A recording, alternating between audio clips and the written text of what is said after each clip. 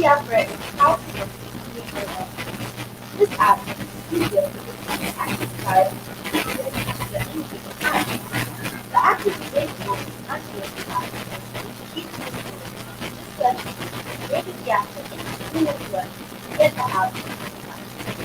Radio Biafra International broadcasts are always answered well-researched information and not based on personalities, frivolity, or violence.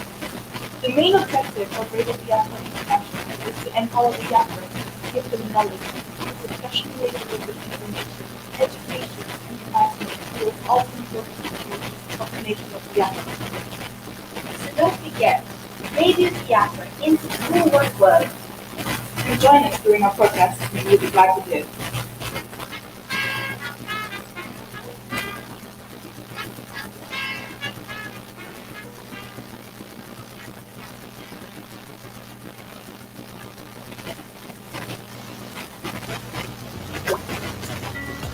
Stop spending time with people. Life is too short to spend time with people who suck the happiness out of you.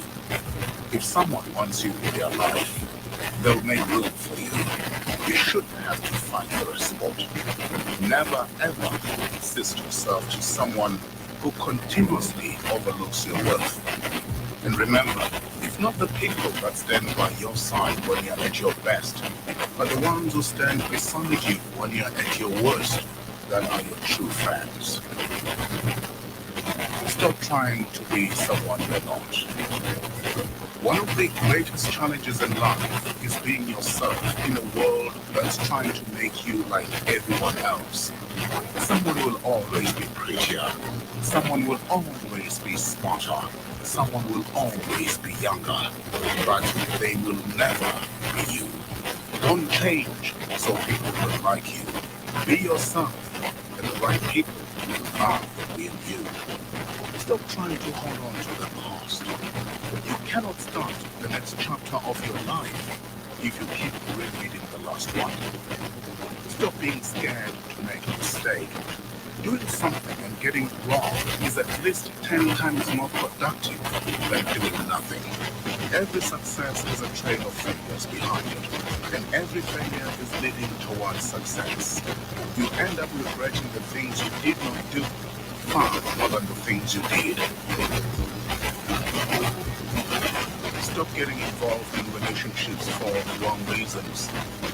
Relationships must be chosen wisely. It is better to be alone than to be in bad company. There's no need to rush.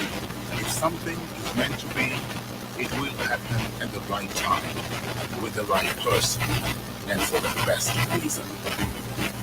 Stop rejecting new relationships just because old ones didn't work. In life, you realize that there's a purpose for everyone you meet. Some will test you, some will use you, and some will teach you. But most importantly, some will bring out the best in you. Stop trying to compensate against things that are not there. And stop trying to compete against everyone else.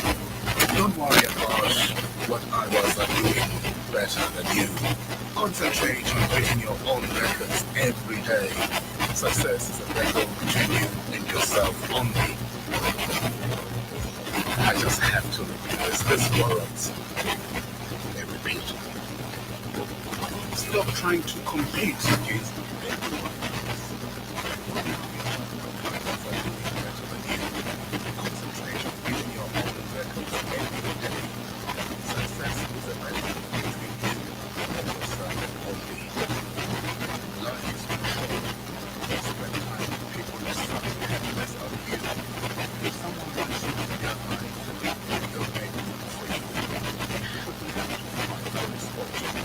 Never, ever assist yourself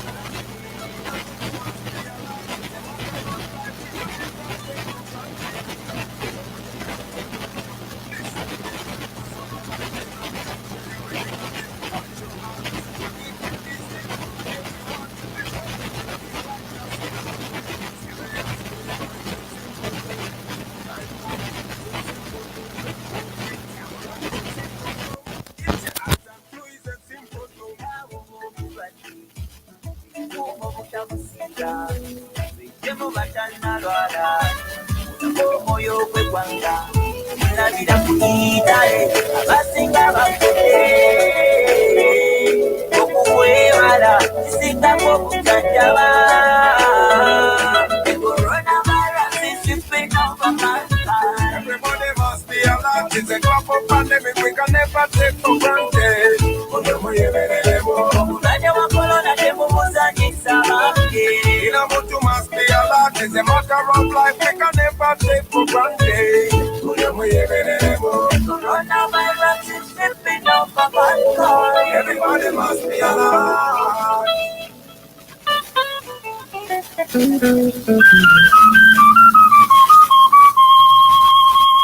Radio Biafra International, empowering the people.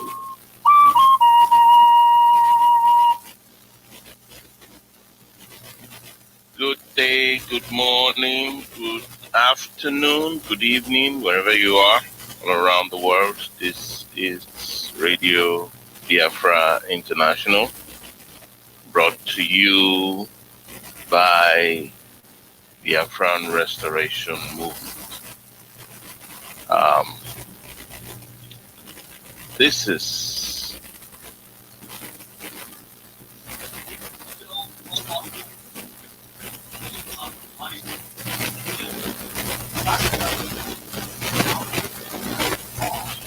that is tuning. We're on Saturday, and we bring to you our usual broadcast, on salient topics. So we will also be having visitors as time goes on in the panel to discuss these issues, and we hope that you will pay attention and listen to us, because what we bring to you is very valuable to people. My name is Odi Moalo, and I'm your broadcast anchor today. And we will be introducing our guests as we move on today. We inform, we wait, so we enjoy you to listen and judge for yourself the value of our broadcast, the value of the information that we bring to you, because we believe they are very important. Before we start, we always have a tradition of prayer, because we are a spiritual people. We are Israel, and we have a God. He is the supreme God. He's actually the only God. The other gods that are the idols and demons. But we always worship and to Him, dedicate our lives to Him, dedicate our nation and our people and our cause. So let us stay. I read from Luke 1, verse 68. It says, "Praise be to the Lord, the God of Israel, because He has come and has redeemed His people. He has raised up a horn of salvation, the house of the servant people. And He said through His holy prophets among the salvation from our enemies and from the hand of all people, to show mercy to our Father, and to remember His holy covenant, the oath He swore to our father Abraham, to rescue us from the hand of our enemies, and to enable us to serve Him without fear, in holiness and righteousness before Him all our days. May the Lord accept prayer. May His countenance shine on us. The name of Yeshua HaMashiach.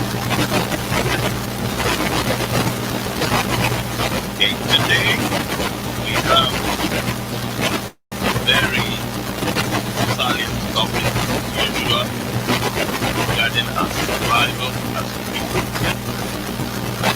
in west coast of Africa regarding our progress, regarding our future. That daily these issues are becoming more and more clearer. Very naturally feel hurt as if the existence of other people are to them. And it is for that sake that we have rallied around Radio Biafra International and the BRF. Before I get into the topic today, I would like analysts around greet our listeners also to say hello to you in a few minutes. I can hear your voice. I have Mazda Ahmed Mokando, wonderful veteran, Biafran veteran. We have Oswald President. I would like you to say hello to the listeners. Go again.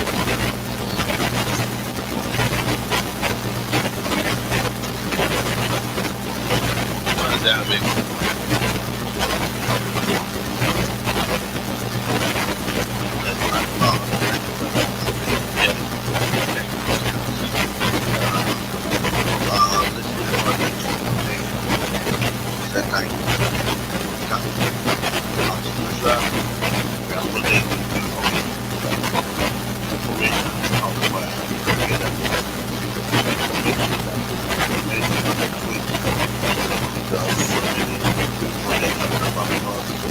Have been hidden for centuries. Radio Biafra International is about to continue revealing all the secrets that have been hidden from us, that make us a nation of redeemers, a nation that is around to be able to do justice to mankind. That's all we are doing. Our business is to tell the truth. And once we understand the truth, many people will come to understand the nature of who we are. That we are very peaceful people. We are tenaciously believe that there is the equality of mankind. That nobody should be a slave for anything. And for this, you will come to know who we are. That what we have constantly done is to fight for the justice, truth and justice. That's all. We are very hardworking people. We believe in God. And that has always guided whatever we do. So when you hear about the people from our area, the Igbo, the Biafran, and every other person who believes in what we believe, we find out that we believe in prosperity. We believe that every human being has a place and is safe in life.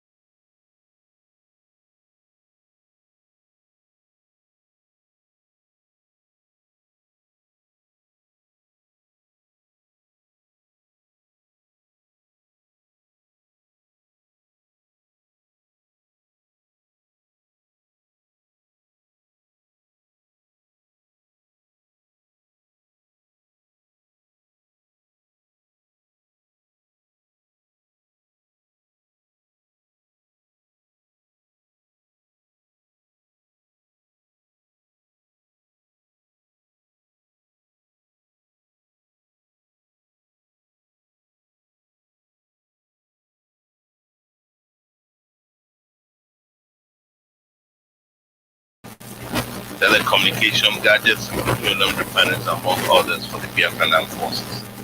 Later, he was the Chief of Staff of the Biafran Organization of Freedom Fighters, BOFF, which was engaged in guerrilla warfare and special operations arm of the Biafran Armed Forces. He also served as a battalion commander of the 44th Electrical and Mechanical Engineer Battalion, Biafran Army, and later brigade commander of the 58th Brigade of the 12th Infantry Division, Biafran Army, during the war. Anya received his primary education at St. Cyprian Primary School for Harcourt, after which he attended Okrika Grammar School. In Nigeria, that was in Port Harcourt, around Port Harcourt, in Rivers State, graduated in 1953. His first degree was in electrical.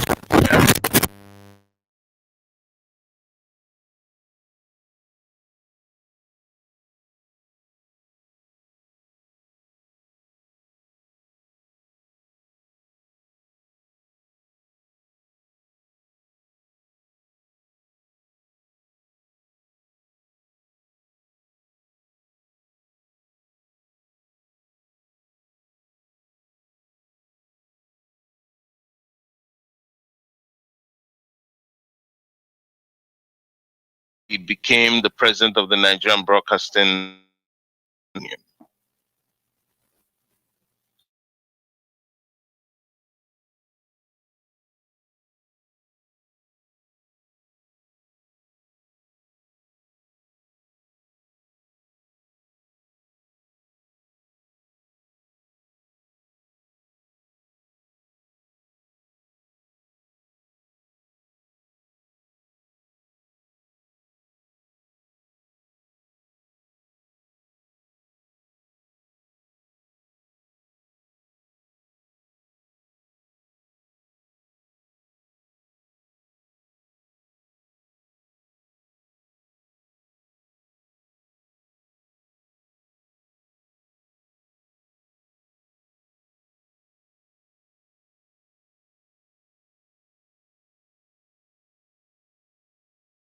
In 1964, he was promoted to major and served as the commanding officer, Nigerian Army Electrical and Mechanical Engineers, Army Headquarters, Lagos, becoming the first Nigerian to hold the command, taking over from the last British commanding officer, Major Whittle.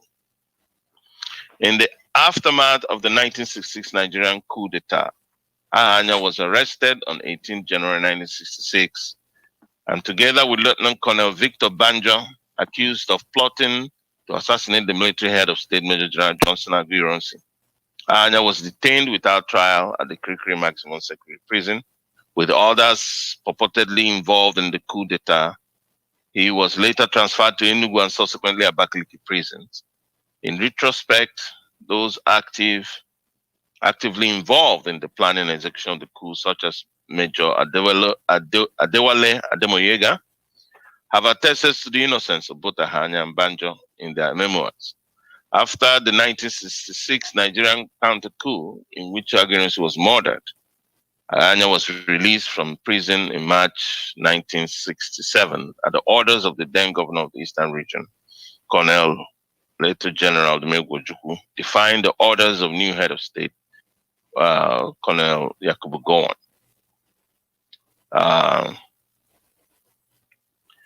There's the research and production department of Biafra, which was very critical to the Biafra's resistance. At the outbreak of hostilities in July 1967 that marked the beginning of the Nigerian-Biafran War, Ahanya was commissioned into the Biafran Army with the rank of colonel and appointed commanding officer of the 44th Electrical and Mechanical Engineering Battalion, Biafran Army, by the then Chief of Staff, Biafran Army Brigadier Hilary Njoku. A few weeks into the conflict, he was further appointed as head of the Biafran Agency for Research and Production by General Ojukwu. In this position, Ahanya was in charge of coordinating Biafran scientists, engineers, and raw materials in a concerted effort at boosting the industrial production of war-relevant materials for the Biafran government. Under his leadership, various scientific work groups were created to achieve specific goals. Priorities were weapons, ammunition, and fuel. To this end, he set up and supervised, among others, the anti-aircraft rocket, they call it Pium Pium, group headed by engineer Seth Wanago, the fuel or petroleum groups headed by Dr. Wehi, engineer Onyenso, and engineer Iteke. Obuningwe groups headed by engineer Willie Achukwe, engineer Austin Odiwe, engineer Roy Meni, engineer E. Kaine, Dr. Felix Oragu, and the biological groups headed by Professor Njokobi and Dr. Kafo. The armored vehicle groups headed by engineer Iwobi and engineer Dike. The anti-tank warhead and rocket groups headed by Professor Ezilo, Professor Ezekwe, and Dr. Felix Oragu. Engineer Kaine, Captain Ohaya, etc. The food preservation groups headed by Professor Njokobi, Dr. Ene, etc.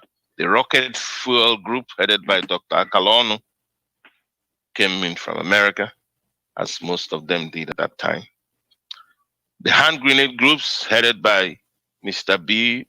Mubo and Engineer Kafo of Dockyard, Porakot. The salt groups headed by Professor Ago Ogan, Dr. Obasi, and Mr. Ekechukwu. The matches and candle groups headed by Dr. Osisiogo, Dr. Caleb Wakama. The vehicles repair, modification, and renovation group headed by Engineer Roy Umeni, Engineer Omubale, Engineer Captain Ohaya. The telecommunication equipment modification group was headed by Professor Chijoke. The battery reconditioning and reproduction group was headed by Dr. Mike Wachuku. The finance and general administration groups was headed by Dr. B.C. Musu. Dr. Ben C. Musu was finance and general administration. He came in, and this is a man that worked in the International Atomic Energy Agency in the United Nations and came back to head the administration of RAF. So Ahanya was the head of the military side of RAP, Research and Production Department. So under his command of Research and Production Department, in the infamous Biafran Obunigwe weapons, which was famous to us, systems which included command detonation mines, improvised explosive devices, and rocket-propelled missiles, were designed and mass-produced by the Republic of Biafra. According to Biafran government claims at the time, the RAP produced surface-to-air missiles, was the first rocket to be wholly designed, developed, mass-produced, and launched in Africa. That is the Pium Pium, they called it.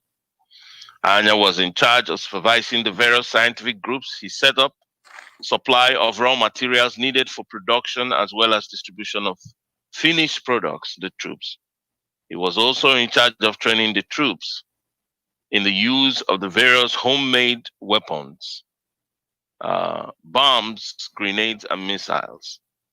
To this end, he created various Obunigwe squads, which was distributed in fire brigade style to the various war fronts as the need arose. Initially posted to Porakot to help defend that town from the advances of Benjamin Adekunle's 3rd Marine Commando Division.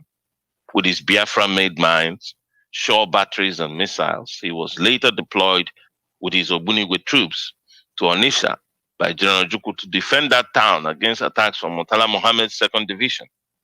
Ahanya played a major role in the defense of Onitsha. Ahanya and his Obunigwe troops also produced major roles in the defense of the towns of Aba, Ikotepene, and Owerri. After the fall of some major Biafran enclaves such as Enugu, Abakaliki, Calabar, Ikotepene, and Porakot, it became increasingly obvious that Biafra could not adequately defend herself using only conventional troops. Ahanya therefore approached General Ojukwu and the new Biafran Army Chief of Staff, Major General Madiebo, with the proposal of setting up a guerrilla force in divisional strength, which was to operate behind enemy lines, especially in the areas of Biafra occupied by Nigerian troops. The force was to be made up of civilians, including women, who, after having been trained in sabotage and the use of RAP-made explosive gadgets, would infiltrate behind enemy lines. Ahanya was given the assignment of setting up, equipping, and training the guerrilla force, which was named Biafran Organization of Freedom Fighters, BOF. He got a team of South African instructors under Colonel Jan Breitenberg to train the BOF troops in sabotage and counterinsurgency. Ahanya was made the commanding officer of this new branch of the armed forces with title of Chief of Staff. Members of his staff included Chinua Achebe, the Africa's greatest writer, Dr. Oku I. Oku and Dr. Okonjo. The headquarters of BOF Division was located at Umuahia.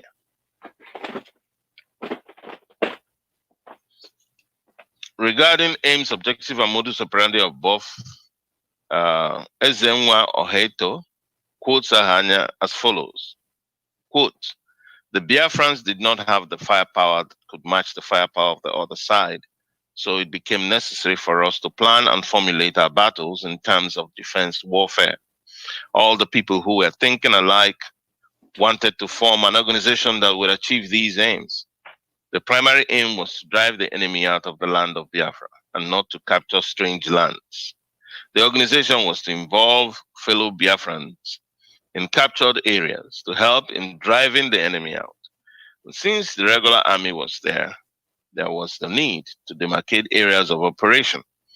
The regular army operated in front while the BOF operated behind enemy line. The aim was that as the regular army became weaker, then the freedom fighters would become stronger.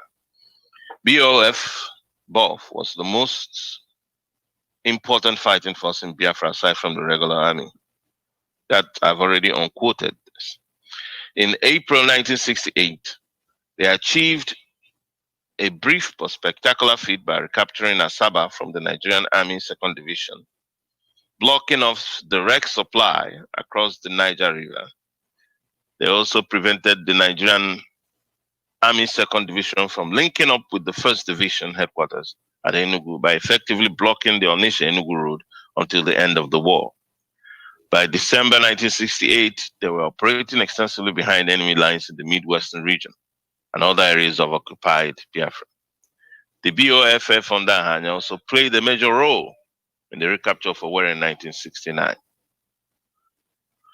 Ahanya was married to Miss Comfort Ifeoma Modebelu on 19th May 1962 in Birmingham, United Kingdom. He was a fellow and founding member of the Nigerian Society of Engineers, a member of the Council of Registered Engineers of Nigeria, and a member of the British Institution of Electronic and Radio Engineers. After the war, Ahanya established his private engineering company called Nikon Engineering Company and was the first to have indigenously designed, patented, and produced traffic lights in Nigeria. He was a member of the Igbo Traditional Chieftains Title Holder Association, Nzenozo, holding the title Ochiagha Udo Namobi, a founding member of Ohaneze Ndigbo and a founding member of the People's Democratic Party, PDP. And this is a brief report in honor of Ahanya. I will also add what was written about BOF, a little bit of it, by the then commander of the Biafran Army, Alexander Madiebo. In his book, he talks about the Biafran Organization of Freedom Fighters. He says, shortly after the fall of Port Harcourt and the disbandment of the militia, Colonel Ojukwu announced that Biafra will start guerrilla warfare against Nigeria. In addition to the conventional warfare already being fought by the regular army, I did not hold any discussions of this issue with the head of state before or after his announcement, so I assumed that he had his own secret plan for initiating the operation. When after a fortnight it became clear that to me that there was no follow-up action being planned by anyone. I began to work on a plan in my headquarters without knowing exactly at the time who was going to implement that plan. The indomitable Colonel Ahanya paid me a visit shortly afterwards, and in course of general discussion, we touched on guerrilla warfare and discussed it at length. In the end, he volunteered to form a guerrilla force and run it.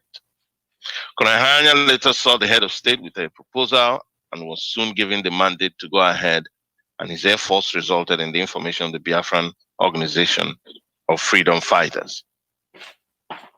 And this is the brief report from the Biafran Army Chief in his book, The Nigerian Revolution and the Biafran War. And this is Alexander, Major General Alexander Madiebo, retired. So this is in honor of one of our Biafran heroes, and we will talk briefly about him before we get into other issues. And Mazi Ameflo is a veteran, so he can lend us a voice after which others can add regarding the efforts, because the Biafran, remember that this war was started, when Biafrans have been already massacred in hundreds of thousands around Nigeria, and about 2 million of them poured into the eastern region. Massive refugee crisis. Biafrans also after that went to Aburi, when 2 previous conferences have been scuttled by the Gowon administration. I mean, they just aborted them. Even the agreements were reached in them were simply discarded by Gowon. Then they had to go to Aburi for the third, agreement. And then after getting that one too, they reneged on it. The agreement, just typical of Nigeria. And everything the Igbos and the Eastern region did not to engage in war, yet Nigeria launched heavy war against them. And that war was not just launched in 1966. It was in 1967. It was in 1966. Because when you begin to massacre people everywhere, for what reason? What was their crime? Their crime was their identity, that they were Igbo and they were from the Eastern region. So it was launching a war on them. So that war started actually in 1966. We're not to talk about the previous massacres in 1945 and 1953. And this is how dangerous Nigeria has been to our people. And they want us to accept such a place. I don't know why anybody would fight to embrace his enemies at all costs. We will not do that. And that is why we are Biafrans. So Mazi Ameflo, if you can talk on the demise of this wonderful hero, Ejike Ebenezer Obunema Ahanya, who led the Biafran Organization of Freedom Fighters. Hey, Mazi Mogalo, God will bless you, honestly. The revelation about Ahanya is something, it is very noteworthy. It is so important that our people, especially our youths, it's important that they know that we have those calibers of men. You can imagine all the people that you mentioned. You can imagine what life was in Biafra at the time. I want especially the youths to understand. And by the way, I have to introduce myself so that what I say is what I experienced. Because I was in the Biafran Navama. I started first as a civil defense from our villages. That's where we started. From there, I got into the militia briefly. Then I was shipped to join the Biafran Navy. In the Biafran Navy, when the Nigerian NSS was attacked using our Ogbunigwe, I remember everything we got from the Nigerian military was being held under the Navy. Coincidentally, I was in the supplies at the time. I was responsible for everything they had. And it is from there that I helped to distribute things to other areas, to our officers and everybody. It gave us a lot. It was noteworthy what happened during that time. It was after the whole thing died down. I was recommended that I had to join. At that time, they were forming the Biafran Marines. I joined the Biafran Marines. And from there, I was also recommended to become an officer. That's how I became an officer in Biafra. I just, my motivation really hinged on the fact that my father was killed in northern Nigeria during this 1966 pogrom. So the kinds of things I do, it was being propelled.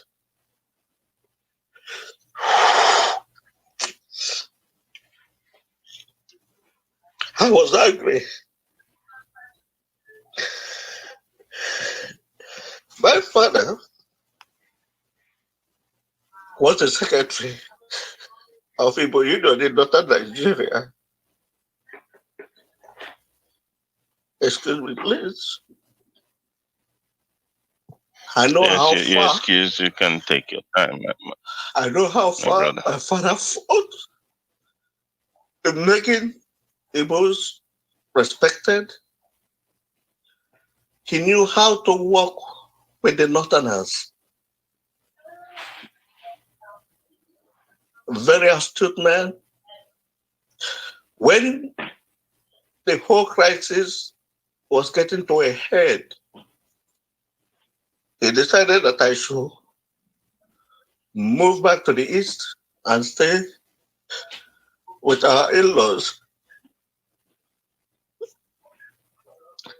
That's how I got to Port Harcourt, and I went to Baptist High School, Port Harcourt. I really have to. Radio Biafra International, empowering the people.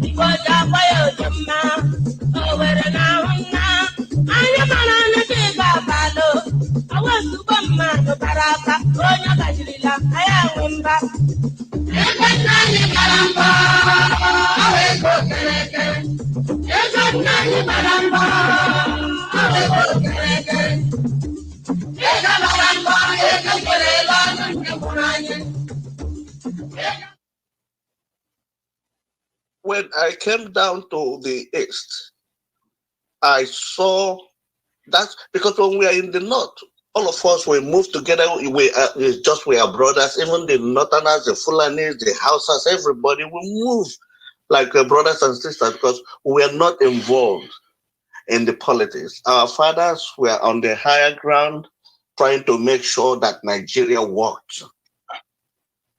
That was the effort the Igbos made in Nigeria. But with what we have come to know, as our parents were working to make Nigeria workable, the Fulanis, especially the Hausas and some of them that have ulterior motives, were just making things not to work.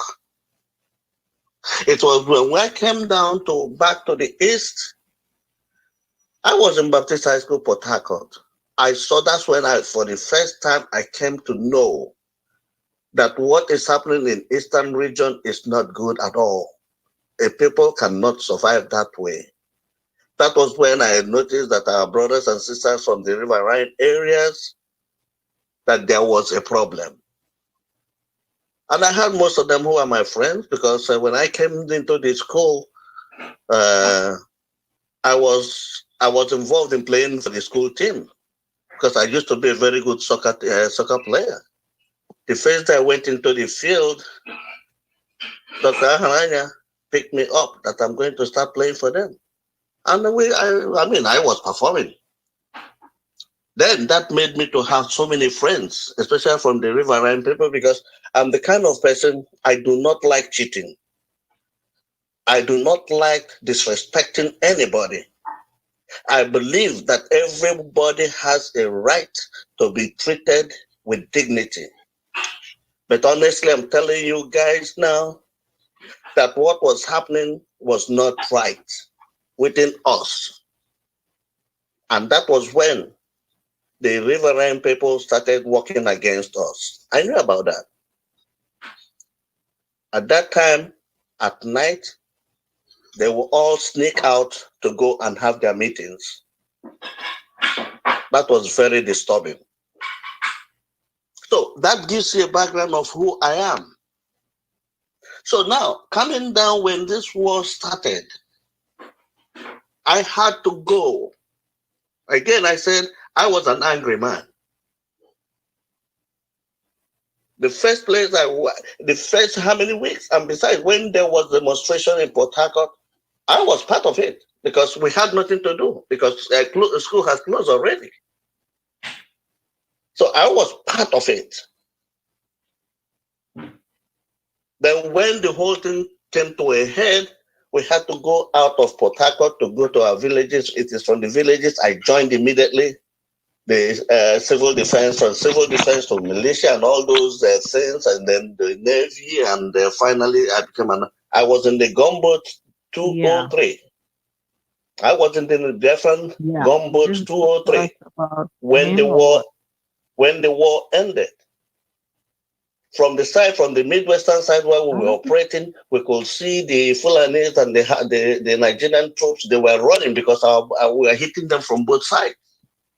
So what I'm trying to put in place is I'm addressing the youths of Nigeria, let me say, the youths of Biafra. They have to understand what has happened so that we don't have a repetition of these kinds of things. So now, with what has been said about Aharanya and all the names Mazi Moghalu had just named, you can see that we had brains. That was why we were able to survive Biafra, to survive from the Third World War, because I normally call what happened between Biafra and Nigeria Third World War. Why do I say that?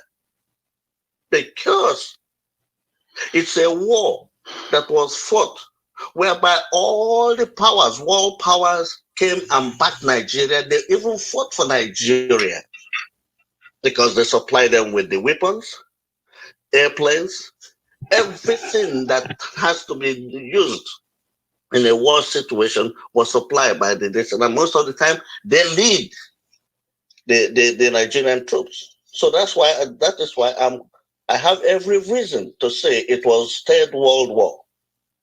But the Biafrans were able to survive it because of the brains we had. You had just a little bit of the ones Mazi Moghalu had said. Yes, we had brains. And our boys were really moving very well. But unfortunately, there were so many things that happened that brought us to this stage. But I'm telling you, there's a reason for everything that has happened. It is now for us now to start changing the narratives, because the Nigerian army, led by the Fulanis and the British, they really, really penetrated our people. They planted seed of discord amongst us, such that you don't even know who was who. But Ojukwu tried his best, but there were so many mistakes we made. And such mistakes are the things I try to bring to bear in like our BRM today and Radio Biafra International. I try my best to preach cohesion, to preach respect, to preach truthfulness for us, because some of these things are the things that made the first Biafra not to come to stay. But it was the learning process. We learned so many things. We have to change the narrative. There are so many things. When people like Wazurike and so on brought the Nigerian lesson, there are so many mistakes they made from initially. Many mistakes. And I don't want us to continue making these mistakes. That's why we have a lot of work to do, especially with BROM and Radio Biafra International. We have core intelligentsias in our midst. Let us use them. Let us work with them. Let us continuously have the open mind such that we must be open in anything we are doing. But being very, very strict, being very honest, being truthful in whatever anybody is doing, that person must do it from the bottom of his or her heart for us to make progress. Don't worry what is going on today in Nigeria. Yes, the Fulanese think they have penetrated our forests and they are everywhere, and people think, oh, the Igbos or the Biafrans are not together. They are wasting their time because we've seen it all. Those weapons they had brought in and hidden somewhere in the different locations in Biafra land, eventually they will be ours. That's what happened during the war. We started with about 105 Mark IV weapons. That's what we started with.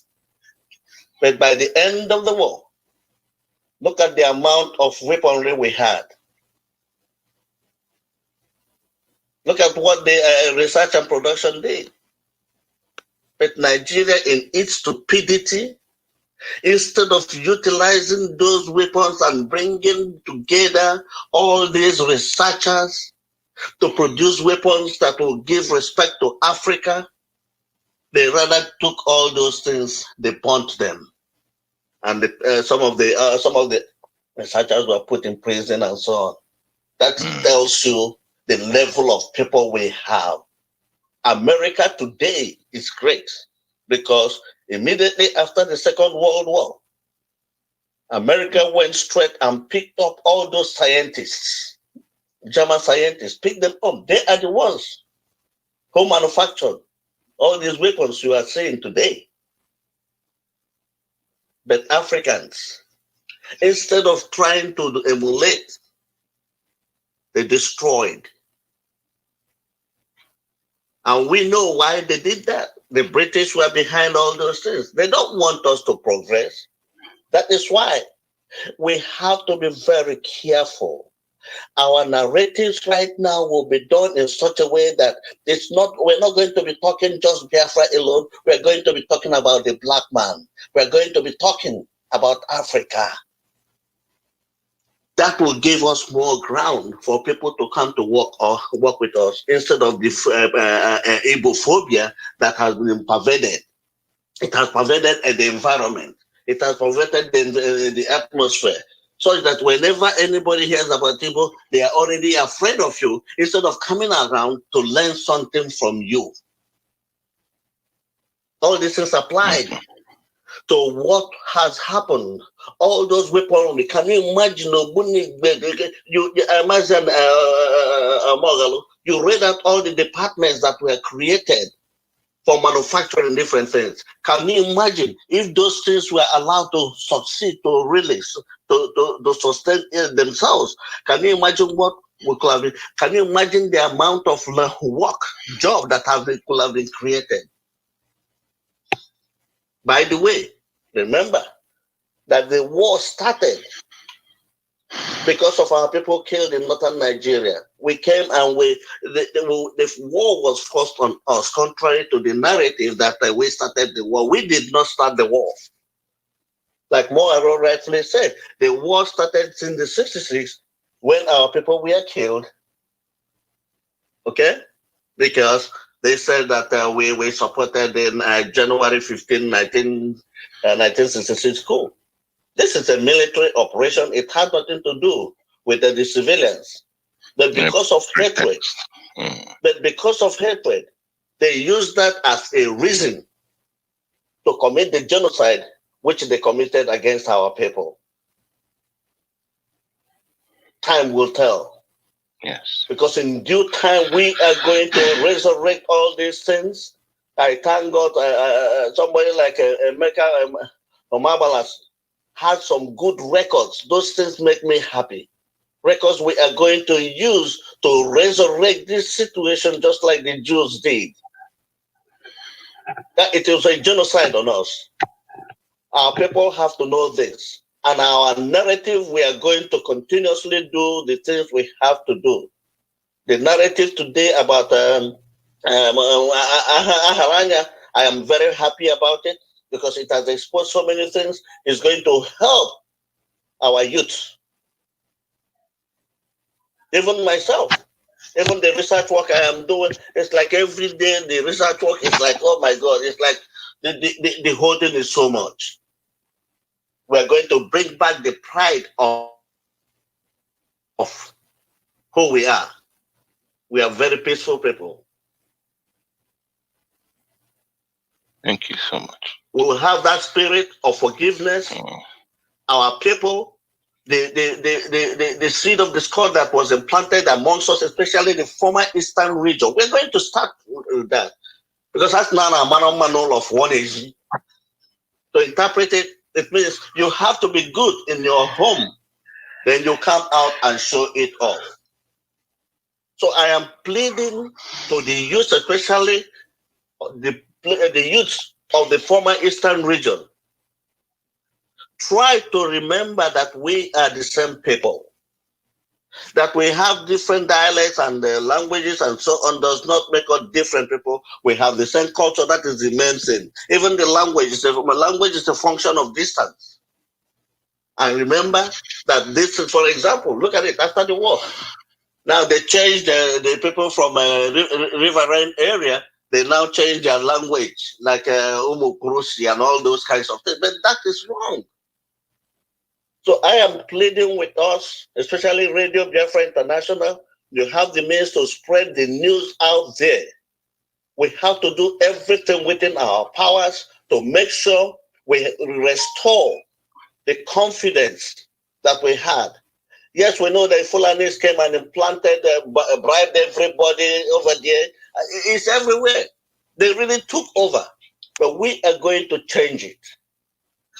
So, Mazi Mwagalo, Mazi Anemena, those of you who are in the communication area, and each and every one of us in our different areas, we must do everything to get back our people. And let who is going to be the leader, let it not becloud our sense of judgment. And this is why I will call on all those people who started the Biafran restoration. So from 1999, please let us learn to come together and fight and get ourselves out of the hands of the Fulanese. For example, they are now talking about the Igbo presidency 2023. This is a distraction. Let us not allow it to go on. But if the majority from all the things we are reading from everywhere, it's like it's now taking hold. Whatever the situation, the important thing is let us, because that of Biafra so far, the way it has been done, we have to be very careful. We need the people of Eastern region. If we can get those, the former Eastern region to work together, we can get anything we want to get. But in the absence of that, since nobody is sure of anything, we have to be a kind of ambivalent and go for a more, the one that is even much better, which is the restructuring. I'm putting all these things out so that we can see how we should be able to start putting things together to be able to free ourselves and get our liberty. Because we don't want anybody, say like the people from the South to be afraid of us, or the Southwest to be afraid of us, or the Middle Belt people to be afraid of us. No, instead of them being afraid of us, let us learn to work together with them. That is, we have to be humble, but we have to be tenacious in whatever we are doing. So this is my own message to each and every one of you. And I will say this: let peace, let love reign amongst ourselves. This is the fundamental thing we need to save ourselves and our children from the hands of the Fulanis and the British. Thank you very much, Amazimale, for today. Thank you so much. Thank you so much. Thank you, my dear brother. Thank you, our own veteran, Mazi Hamefulu Kando. When you talked about your father, it was very touching. I'm sure the listeners are feeling the impact of that as well. And the loss of our people who were innocent all over the world, all over Nigeria. It was barbaric. It was beastly treatment. It was evil. That is what, and it is this evil that Nigeria has stood for that we are challenging, because we cannot back off just because it is evil. We will stand in the name of God against it, and we will be victorious, because as always, truth always defeats evil. And I remember that you mentioned about riverine people who were being deceived at that time, and they became treacherous as a result. The North called them and said, "Come." Even Adekunle said it openly. We have the records here, where he said that they told them, "Come, the Igbo is this, the Igbo," and some of them are Igbo, and Igbo blood is in you. Ijaw people, sometimes I always wish DNA, and go and check your DNA. You can go to the internet and check it if you know what to do. So you can understand it. How do you go and invite these Muslims who are all concerned about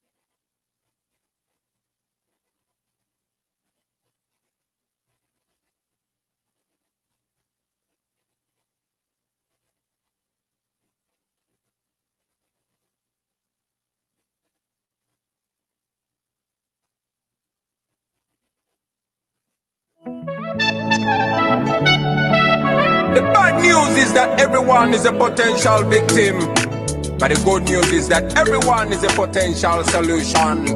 Sensitize the masses to sanitize, keep a social distance and quarantine. Stop! The coronavirus is sweeping over mankind. Everybody must be alert. It's a global pandemic we can never take for granted.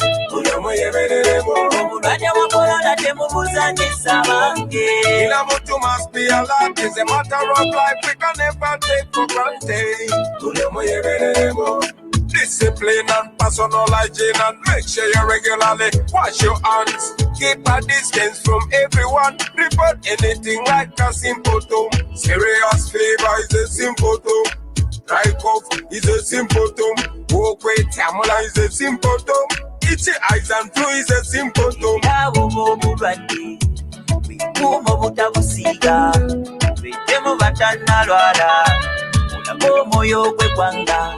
Labira kunitale abasinga bafude okuwewala kisinga kobujajaba. The coronavirus is sweeping over mankind. Everybody must be alert. It's a global pandemic we can never take for granted. Omulwadde wa corona temumuzanyisa bange. a matter of life we can never take for granted. Coronavirus is sweeping over mankind. Everybody must be alert.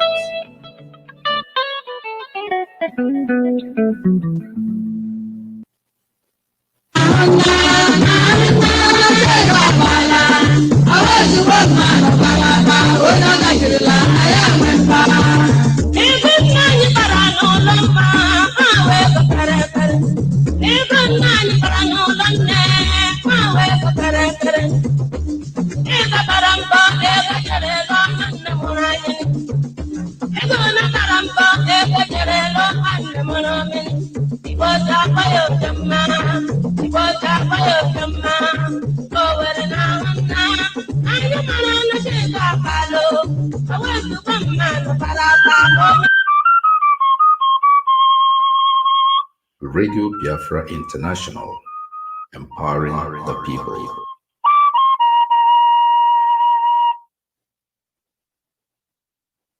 Yes. We just had an interlude there, and I was saying something very important in conjunction with what our veteran Ahame Flukando just said. And it's regarding our relationship as a people. That we need to understand the politics that is working against us as a people. Those of us, people were carved out from the mainland in order to make it look so that we can look small in the map. But we are not. You know, if Ibanke in Edo is Igbo, if Arago in faraway Nazara State is Igbo, yeah, Idoma, you are all our relatives. And they carve you out and tell you that you're a different person. That is politics working against you, because when they give you a different name and you think you're different from us, then we become enemies.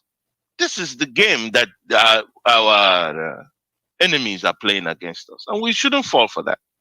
You know, that Idoma is us. You know, Igala in Kogi State is us. We're not to talk about everybody else around us. All of a sudden, Rivers State is no longer Igbo land. Because that's why they gave it the name Rivers. Rivers is the name of no ethnic city in the first place. Cross River. The other one is crossing the river. The other one is Cross River. You know, but these are Efik, Ibibio, Iyala. These are our people. Check yourself. Like I said, if you're somewhere where you can do DNA with an Igbo person, do DNA test, so that this deception will end in your hearts and minds, you know.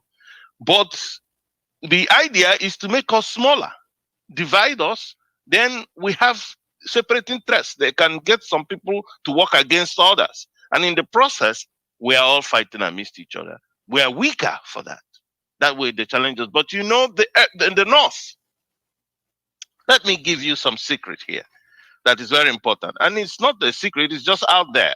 You know, but sometimes we don't think of it. Now, in Vanguard of May 10, 2017, there was a publication that there are 371 languages in Nigeria. So, you know, approximately there are 370.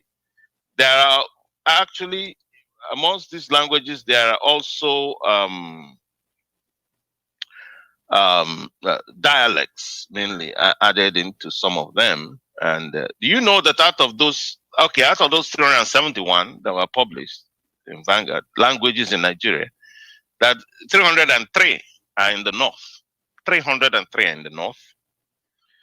And you have 60 in the southeast, and then you have 11 in the southwest. Yeah. And even amidst these languages, like I said, are dialects, but they are also classified. They're going to classify them as different ethnic groups. The reason why is to divide them further. The more you can divide them, the more you can control them. And out of 303 in the north, the three main ones there are Fulani, Hausa, and Kanuri. The rest 300 are minorities in the north languages. So, and most of them are Christians. And what did Ahmadu Bello say? That we will use them to conquer the West. They use them, use Gowon, use Theophilo Danjuma. They will never stand for what is right. And it is this message that is passed around our brothers and sisters in the Southeast as well. Igbo man is the trouble. Igbo man is this and that. And you fall for that. That is why you're suffering where you are. That is why we're all suffering, not just you. And yes, you can see it's not getting any better. It can only get better when you understand the game that your enemy is playing against you. Then you can stand up for what is right. You can unite properly and stand up against your enemies. Do not don't please your enemies by performing their wishes. Because when you do that, you are the one that's going down. The main people they're afraid of there is Igbo people. We know that. But what are they afraid of? Do the Igbo people go out there to kill anybody? Do you know people go out there to take somebody's, what is somebody's? They are the ones who are doing all these things. Yet they're telling you to fear the Igbo man. And you agree. Why? But him that is stealing your oil, all the oil was owned by Northerners and some people from the West. But you are not afraid of them. They are the ones doing the killing up to today. Look at today, the 3 or even 4 worst terrorist organizations in the world are in Nigeria now. Al-Qaeda, ISIS, Fulani herdsmen, Boko Haram, the 4 worst terrorist organizations are all operational in Nigeria. These are people from the north. They take the oil, they go and equip them from oil money that is from the southeast, and they are using that gun to kill all of us. And you're there talking, they are telling you the Igbo man is the problem. There is something wrong with this type of thinking. It is evil. There is something seriously wrong with this. We need to come out of that. Yet he's the one stealing the oil. He's the one doing the killing. Remember Odi under Obasanjo? Was it an Igbo man that gave the orders to go and kill them? So when you all fall for this, it becomes terrible. And like this happened in 1966. It is time to change that trajectory. It is time for a tangence in your thought process to move towards a direction where your salvation lies. And it lies in unity. It lies in working together. It lies in seeing your brother for whom he is. If even a brother has done something wrong to you, tell him. Tell him that, look, you did this and I don't like it. And it will be corrected, trust me. The Igbo culture will correct any wrong. Trust me, they will attack it. Yes. So these people who are trying to always malign them, their own traducers, they are far, far not better than them at all. They are opposite of them, honestly. These people are very wicked. If they are not wicked, Nigeria will not be what it is today. It is those people who are seized Nigerian government. They are very wicked people, and you can see the product of that type of wickedness. Bad economy. Look at when Jonathan was there, things were moving forward, even though they were fighting him tooth and nail day and night.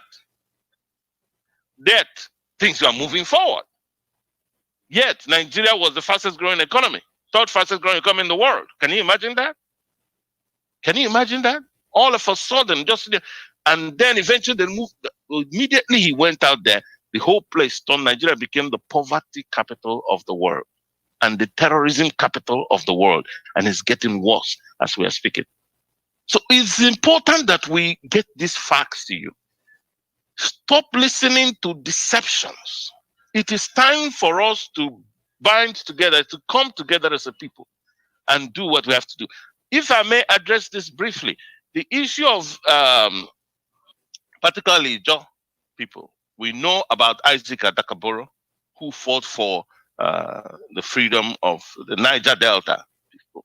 But Igbos are part of Niger Delta anyways, And then he was a student union leader in Nsukka. But he will tell you that Igbo people hate you. Who voted for you in Nsukka to be sure? And you went to Nsukka on a scholarship awarded by M.I. Okpara. These are questions you people need to ask him. He's dead, all right, but it's a question you have to ask yourself and ask anybody who supports that. It's a legitimate question. Ask questions. So you can get to the root of the problem. All of a sudden you went and then it's the Igbo people. In 1996, you started it, you said it was Igbo people. Now my question is this. Who was in charge of Nigerian government between 1960 and 1966? The person who was in charge of Nigerian government was the Fulani man. It was Abubakar Tafawa Balewa. Zik was ceremonial leader. So it was Abubakar Tafawa Balewa that's actually oppressing you. But your coup was against Ironsi. Ironsi was there just for 6 months. They went and instigated you and said, okay, come on, fight. He's an Igbo man now. Let's fight him. You agreed. He's the one doing it to you. Boro, Isaac Adaka Boro was misled. Period. Now, let me give you some pattern quotes, which you are free to check. In Vanguard News of May 9, 2013, it says here, Yenegua, he said, the remains of late Major Isaac Adaka Boro, which was exhumed from the Koi Cemetery, Lagos last month, where he was buried 45 years ago, will be interred May 16th at the Heroes Park in Yenegua, Bayelsa State, his final place of rest.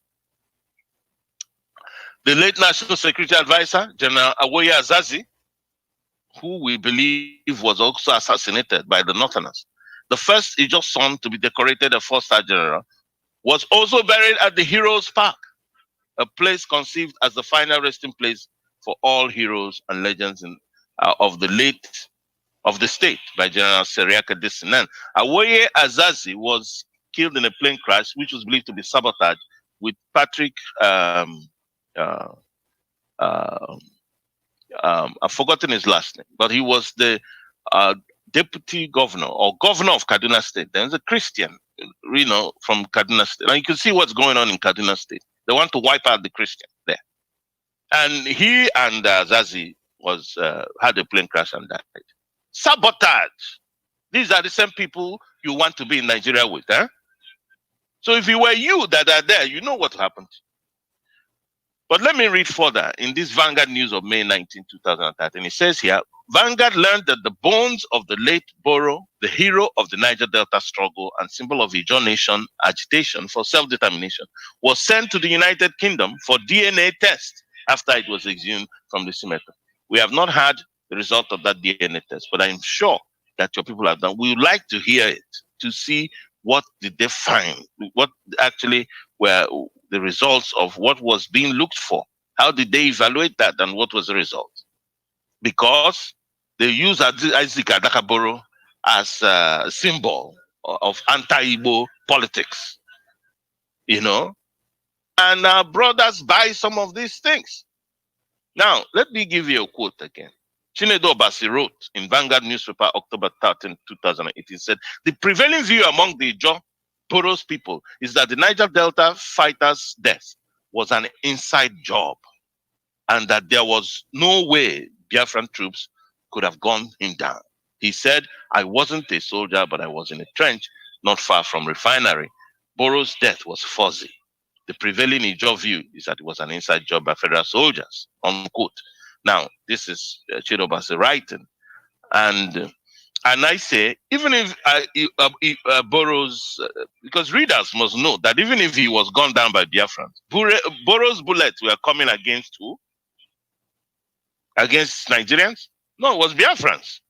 So it says only Nigerians make an assailed person guilty for self-defense. But this is just to expose Nigerian lies and deadly anti-Igbo politics, mainly led by the people from the Western Nigeria, run media to deceive the Ijaw. So don't be surprised if they claim that Biafrans killed Sarawiwa. This is what is going on in the media, and the people are investing time and energy on this anti-Igbo rhetorics. It's time, thank God for the internet, which was also invented by a Biafran soldier, Philip Mbangwale. Now people can communicate. We can answer back, because prior to the 60s, they ratcheted up all this anti-Igbo. Igbo people never talked. They never responded. So it became gospel truth to everybody else that Igbo is somebody with two horns. So it's the same way they assailed the Jews for what they didn't do. Jews did this. Jews are terrible. They are this. They are that. But they benefit from everything that Jews had both their inventions, both everything. All these people benefit from it. The next is to attack the Jews, vilify them, demonize them. This evil should be exposed so that it can stop. Now, like, read further. There was a quote now from one ambassador, Bolade Igali. Igali, I don't know where it comes from. It doesn't sound Igbo. It probably could be Jo as well, or one of our neighbors, a brother. And Igali said, this is in Vanguard News of Thursday, May 21st, 2020, just this May, past May. He said, I quote, he had actually fallen in the theater of war. That is talking about Isaac Adakaboro. A few days earlier, in 9th May 1968, that was when Boro fell. Fearless, audacious, and visionary, he succumbed to the lone bullet of a mystery killer, likely from friendly fire in Ogu town, around Okrika in present River State. Can you imagine that? Now, quote, let me read this again for our brothers, Chopi. He had actually fallen in theater of war a few days earlier, 9th May 1968. Fearless, audacious, and visionary, he succumbed to the lone bullet of a mystery killer, likely from friendly fire in Ogu town, around Okrika in present River State. Can you imagine? Mystery killer. What does that show you? Mystery killer. They felt they have used him, so it's time to discard him and his group. Because I'm telling you, Nigeria does not even support that thing they are fighting. They don't. Because are you giving the Nigerian Republic, how would Nigeria get to the oil then? So they just simply use them against you against your Igbo brothers. And that's it. Meanwhile, the Biafra was also, the name was founded, was an Ijaw man, Frank Opigo, that brought it up, introduced it. Biafra as a name was brought to us by Frank Opigo, an Ijaw man. So you are Biafra. But what are they going to tell you? Igbo man is terrible. Look at the Igbo man. Igbo man is this. Igbo man is that. This is what you keep hearing. And Nigeria, they are the ones running Nigeria since 1960. I'm messing up the whole place, but they are telling you, Igbo man is this. Igbo man is that. This is how messy that country is. And we are bringing these things to the fore so that we can depart from these manipulations, because they are costing us, and they are going to cost our future generation dearly if we don't move away from this type of thinking. It is important that we're informed properly as a people so we can understand what to stand for. Those Christians who are up north, it is your duty to stand up against, organize yourself. Stop serving your enemies. Why would the Fulani kill you and then you go and serve them? If they say war today now, they say, okay, carry a gun, go and fight the Igbo man. You come and register, get a gun, you want to fight the Igbo man. What has the Igbo man done to you? Nothing. If there's anything, you have benefited greatly from the Igbo man. He has done you good. But you are paying him back with bad. That is why the mess you have now is. If people don't stand up for what is righteous and the truth, I'm telling you, the society will whittle down, evil will expand. And that is what is happening in Nigeria. Because people did not stand up for the truth. Today, you mentioned about Biafra memorials and all the rest of it. Oh, they say, oh no, we don't want to talk about that. Forget that. Like Mazi Ameflukando said, they rejected Nigerian Biafran science. Not just that they rejected the symbol was that they rejected his people. How can you reject the people and you don't want them to leave that same country? What type of people are this? But you rejected them now. Okay, let them go. You say no again. That is why Nigeria is evil. That is why it's an evil place. And you have to understand that. They give you name. Nigeria. All of us started answering. Who gave us Nigeria? Who named us that name? Foreigners who came there to steal and kill and destroy. You know, they give you a name. That's how they give you the name. Benue. Oh, yeah. Well, they are different from Igbo people. Kogi. Okay, we are different from Igbo people. Edo. We are different from Igbo people. They came even to the states in the southeast when they divide Anambra, Imo, this, that. Oh, you say, oh, he's on Imo. He's from my area. What is wrong with our people? What is wrong with our people? Go and check your history. It's all the same blood moving around. Intermarrying, generation from generation, people move around the script. Now they're telling you you are from here.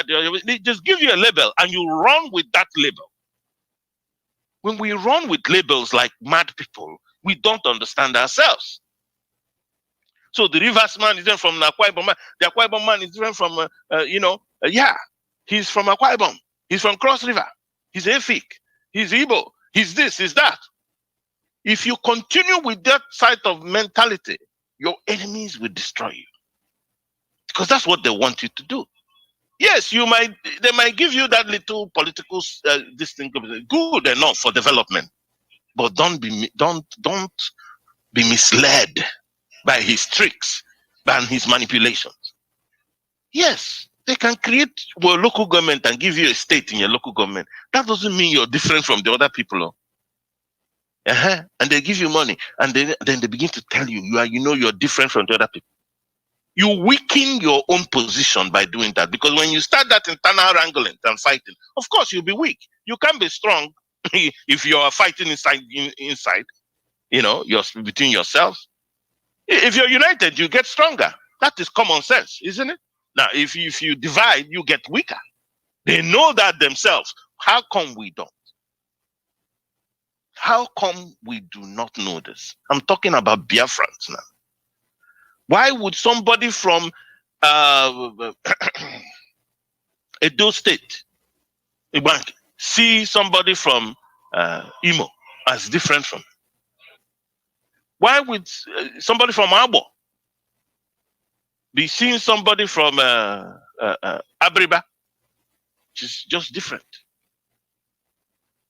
You rather go and stand with people who are not even your culture is not close to theirs. You rather stick with them. So stick with your people. And particularly at a time like this, when the danger, it seems that the dark clouds are gathering.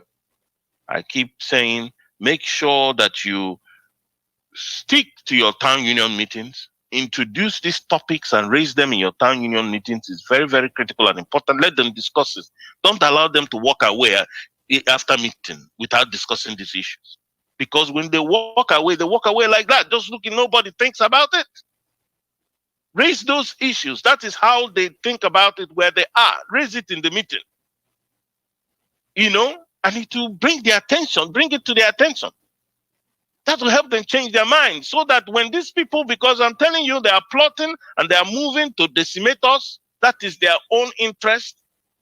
Check Fulani history. You will understand from the Almoravids Empire. These are around 9th, 8th century AD, since they jumped in from Arabia into North Africa. When they captured Europe, had that Almoravid Empire. From there, the Arabs intermarried with Africans,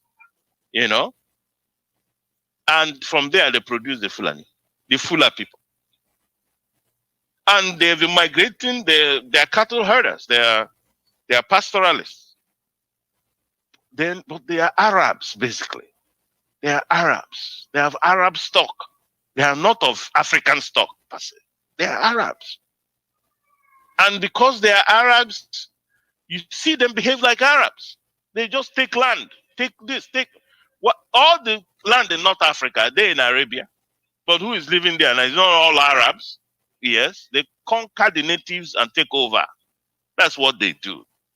That's why you see them doing what they are taking the whole of Levant. Go to your map, use your phone and Google Arabia. You can see where they come from. How come they're covering the whole of Levant? They're fighting Israel, that little strip of land in Israel. They want to take that one too. The same thing you're seeing in Nigeria. These people are not peaceful. I'm telling you, there is something fundamentally wrong with them. Because that is not how somebody who wants peace acts. Keep fighting everybody. See him every time he's mad, he wants to fight somebody. People who didn't do anything to you. And Islam is what, I don't know why. That is partly why that religion was rooted from that culture. It has its roots from that culture. Muhammad was Arab. And what was the life of Muhammad? His life was nothing really for you to say, okay, I'm going to write somebody and tell him how fantastic the life of this man was. No.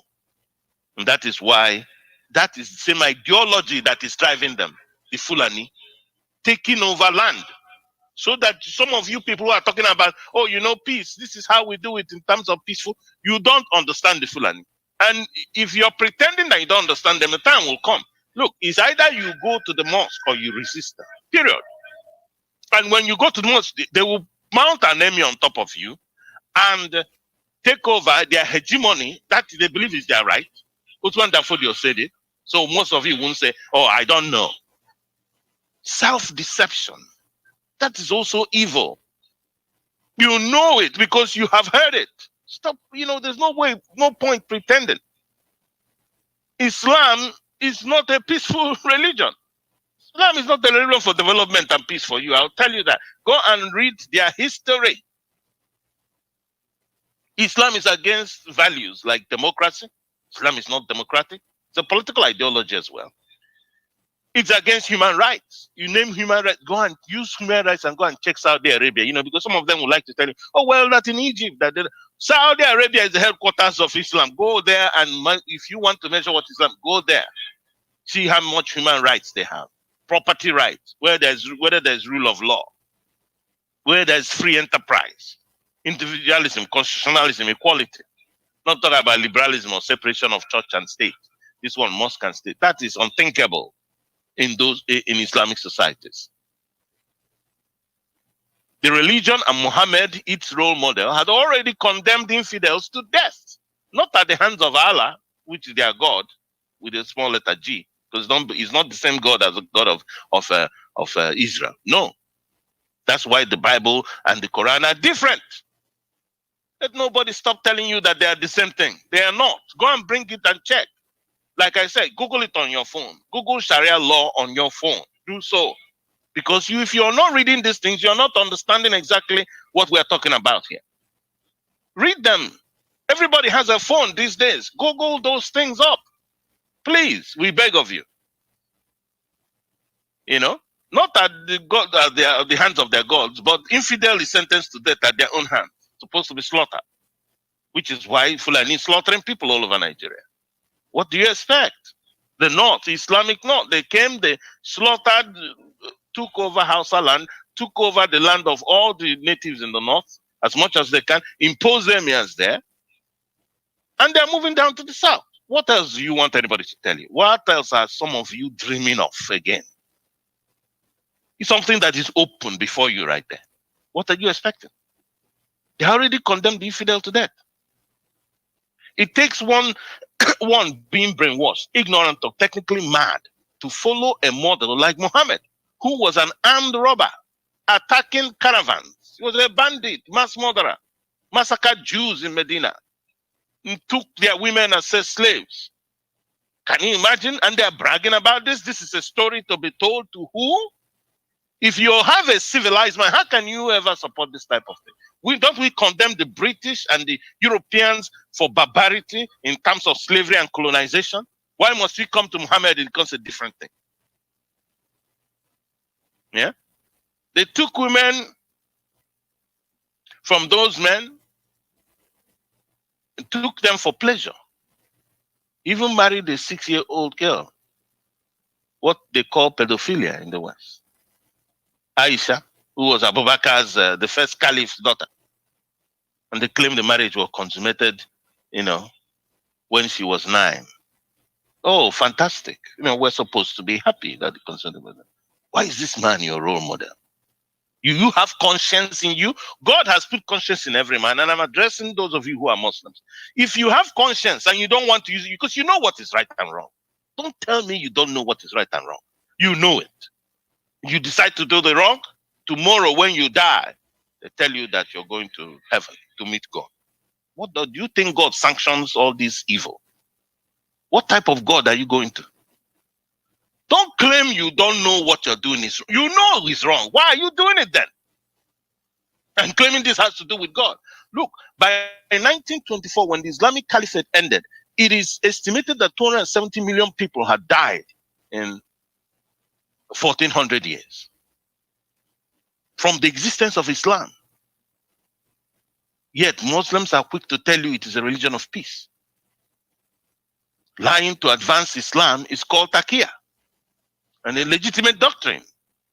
Muhammad fought about 65 wars, yet is a role model of peace. This is why they employ intimidation and fear by stating that any who criticizes Muslim, this prophet, who is without verifiable prophecy, will be put to death. They intimidate, they use fear. Look at Al-Qaeda and all the no fear. I must kill you if you don't believe what I'm saying. That's when you know he's lying. He doesn't have the truth in him. Because if he has the truth, he will appeal peacefully. Yeah. In Christianity, you're brought the truth. If you reject it, then that is your own loss. Why must what is supposed to be my own loss? You have to force it on me. The only one of the major religions in the world uniquely qualified with these unconscionable beliefs is Islam. Okay. Let's go to another topic today. And it is on Nigeria-Chinese loans, which I want to read a little bit of it. And this is on this day, August the 4th, 2020. And this is an article written by Ruben Abati. So I will read for you that so that you can get a little bit. Ruben Abati has been a journalist and he has been a presidential advisor to Jonathan before.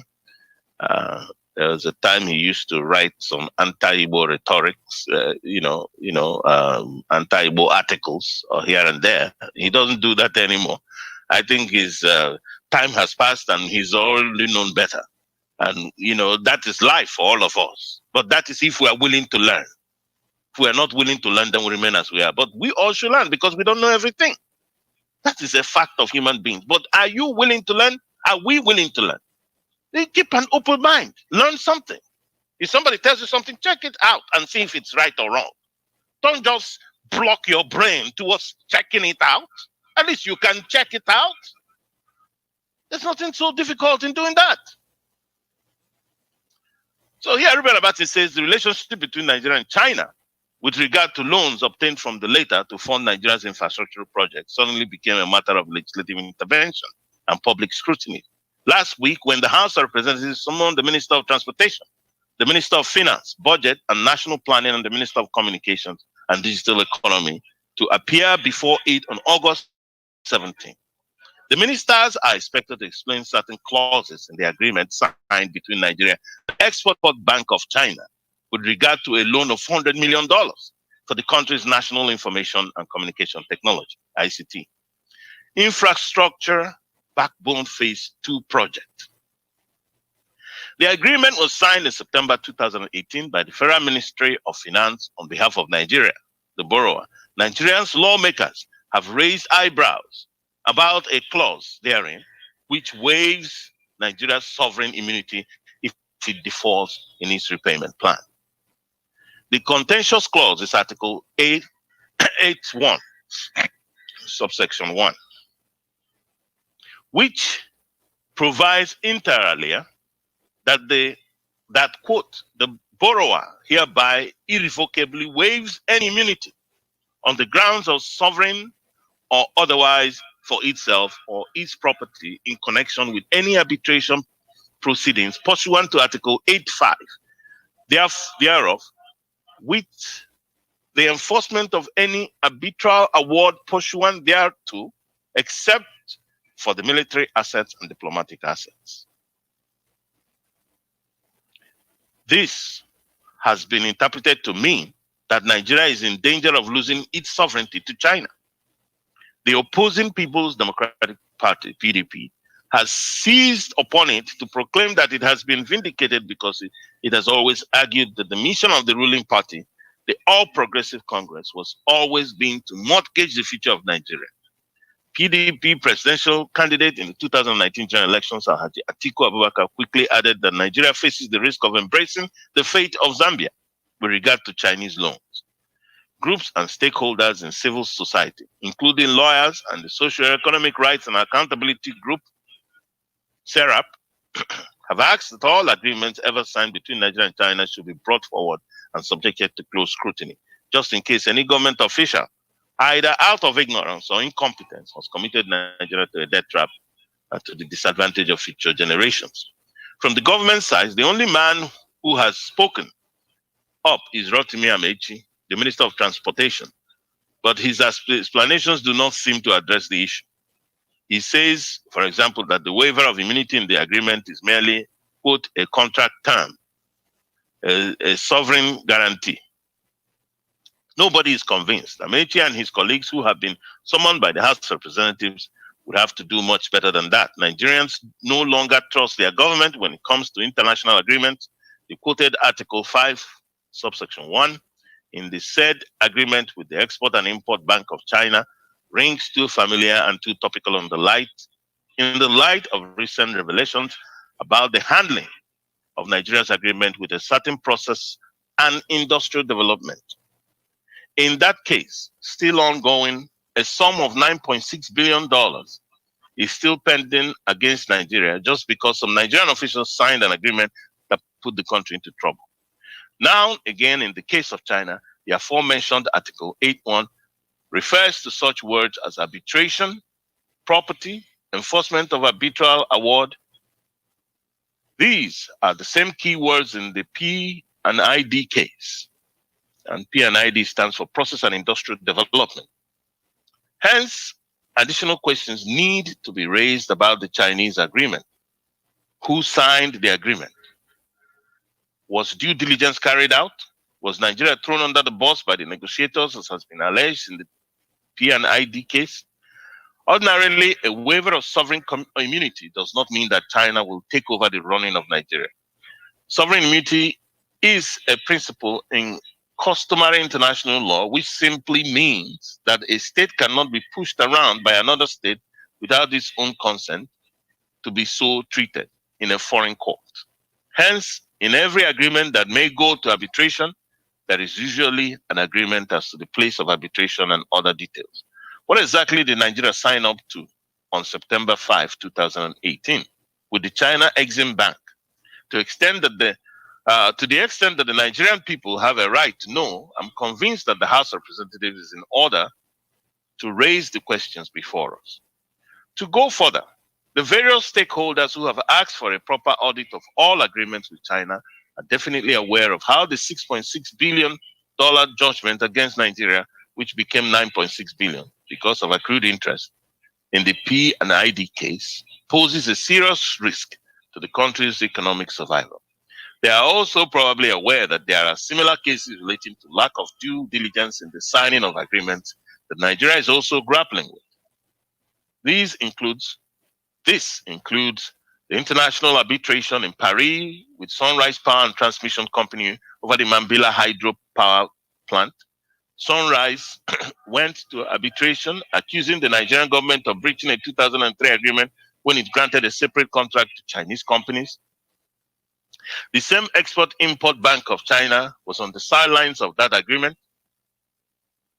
I understand the matter has been resolved but 17 years after the initial agreement, the country is yet to make any significant progress with the Mambila Hydro, which, if things had progressed as scheduled, would have emerged as the second largest power plant in the whole of Africa. Isn't that typical of Africa? Typical of Nigeria in particular, I'm saying. 17 years after signing this for the Mambila plant, the project is nowhere to be found. In this case, as in others, Nigeria remains behind because some characters failed to do the right thing. Similarly, the Ajaokuta Steel Company Limited, which was meant to be a game changer for Nigeria's industrial growth process, was also held down for years by disagreements over agreements and a prolonged legal tussle between the federal government and the company called Global Infrastructure Nigeria Limited. Ajaokuta Steel is a living archetype of how old good intentions in Nigeria fail. In one word, legal tussles and arbitral disputes over contracts, obligations, and commercial agreements have over the years exposed the failure of public policy and the incompetence of the state officials in Nigeria.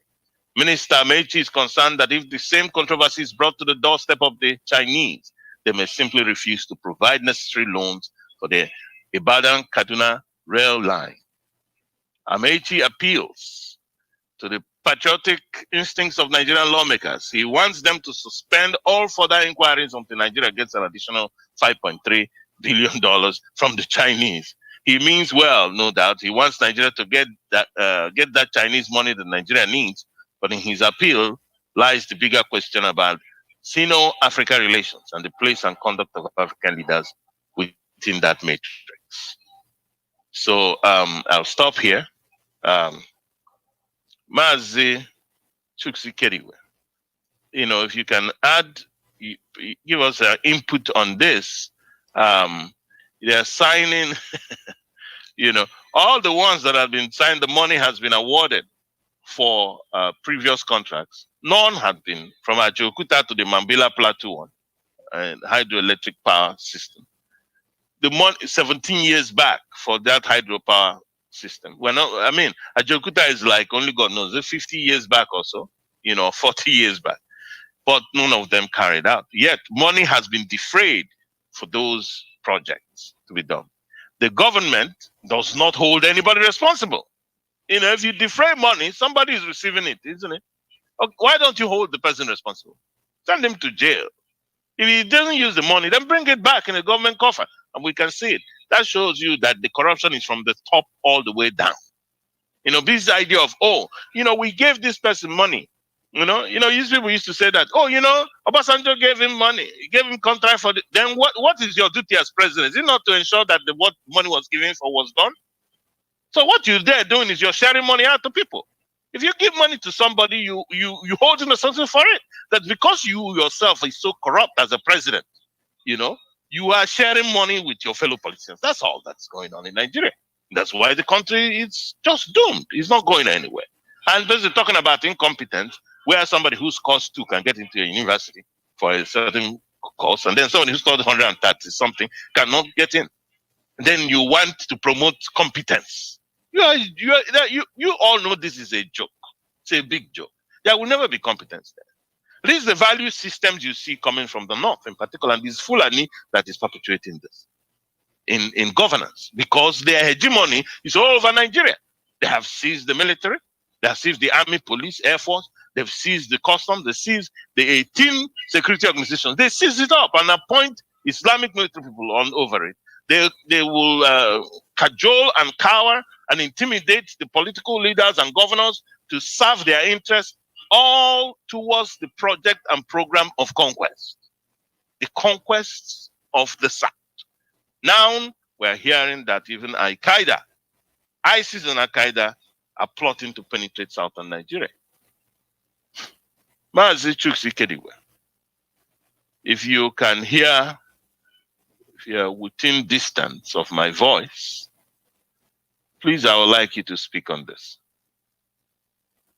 Mazi Chuksi Kediwe. If you're not there, it seems like we are not in contact with him. When we are able to be in contact with him, we'll ask him to come in. So my listeners, I will say fellow listeners, because I'm listening to myself when I'm talking. He says here, there's another news that is out, and it says ISIS, Al-Qaeda planning to penetrate southern Nigeria, US wants. I want to read this news because this is the sort of things that you will believe, since it's not coming from those who are your neighbors and your brothers and sisters, whom you may doubt. The prophet is not acceptable within his own people.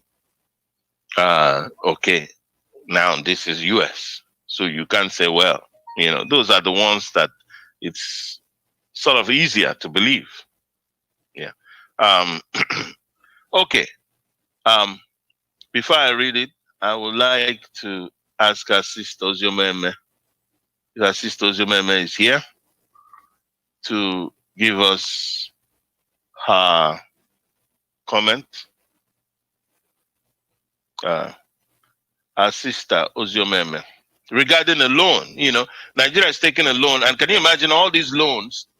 The eastern region is not benefiting anything. Where you people call Southeast and South. It is not, there is no benefiting from the loan. It is Kaduna, Kanu Rail, that rail. Every resources that comes from the southeast goes to the north. they take everything. That is the point, and give you nothing.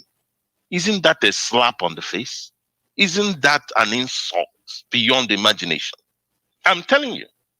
And you say you're one Nigeria with them. So it doesn't make sense. So let's invite our sister Oziomeme to make some contributions to these topics. Good morning, good afternoon, good evening to the lovers of freedom, lovers of justice, all those that are listening to Radio Biafra International throughout the world. I thank you all for listening today. I thank everyone that's on this panel, giving out this very valuable information. My name is Oziomeme, and I'm in Los Angeles, California. And we are here fighting for Biafra to be on its own. The idea of restructuring is like a step, if that's what they have determined will be. But if it's my own willing, we just need to be on our own. Because this issue with Nigeria and the British and everybody that's involved in keeping us down, it's been going on for over since 1960s. It's like, they have their foot on your neck, and then they go around, getting people that they know they can, that those that are don't have the mindset of community, bribing them to help them step on our neck. So we have to be vigilant and be aware of what is going on. They are not your friend. It doesn't matter how much you think they are. They are not. You can never make them your friend. That you have to understand. Once you establish that this person is an enemy and is there to kill and destroy, then you already know what their plans are and you can work on it. But most of us are, walking around like we have a veil over our face. You can't see what's in front of you. You can't go to the past and use the past to move forward. That is deliberately done. They removed all that from history. But thank God, with the information age, everything is there. So no, we're not telling you what is not there. We're telling you what's already there, what happened, and what is happening. It's there for all of us to come together and work on the common enemy we have so that we can be successful. And that's what I'm saying. With the loan, I don't even know how somebody who is breathing, who calls himself a minister or herself a minister, will sign a document that is not in English language, number one. How do you compute that? You signing it on behalf of the whole country, and you didn't get a second voice, a third voice. You know it all, and then part of the country is excluded from benefiting from the loan. What kind of nonsense is that? What kind of nonsense is that? So all this corruption and it started from the head, from the president. And then all these monies that they're getting back can pay up any loan that we have. If we close out all the accounts, all those Bakayari and even the dead ones and their living ones, all the billions of Nigerian money they have in their account overseas, it will pay up all the debts and more. So why do we have to go borrow money when they have stolen our money and put it away somewhere that they're not even using? I don't know what sense it makes. So we all need to start thinking, using our head. God gave us a head and gave us some intelligence. We need to start using it. They stole the money in our country, and then they're going to borrow money so they can steal some more. Because whenever they borrow the money, the work that is supposed to do to work out with the money never happens. Where does the money go? In a hole, an invisible hole or visible hole, because now we can see where the monies are in the different banks overseas. So why do we keep being as an accessory to that kind of crime? Because it's all criminal and we allowing it to happen. When good people sit and do nothing, they become accessory to whatever the crime is. I have to say that again. When good people sit down and do nothing, they become an accessory to whatever the crime is. We have our young people who have graduated from college. Now they're copying what is going on in the politics, as if that's the way of life. Lying, cheating, corruption. Where is that in God's book? We are supposed to be God's people. Can we just turn around and do what God says so that our land will be healed?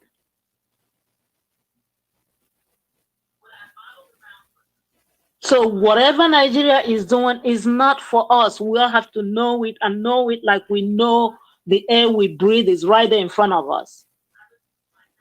And once we do that and it's etched in our mindset, we have that mindset of survival regardless, nobody can stop us.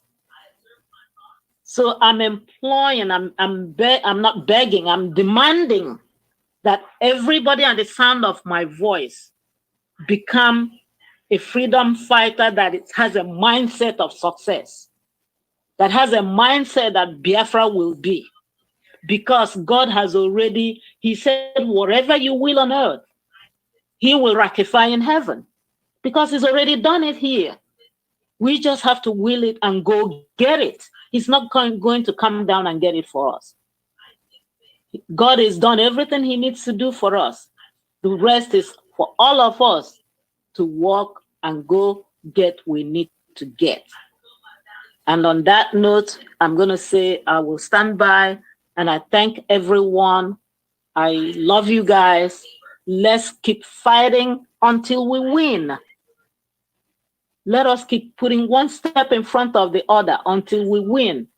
It doesn't matter what the Fulanis are doing. It all has to come from us, you know. So thank you all, and I'll stand by.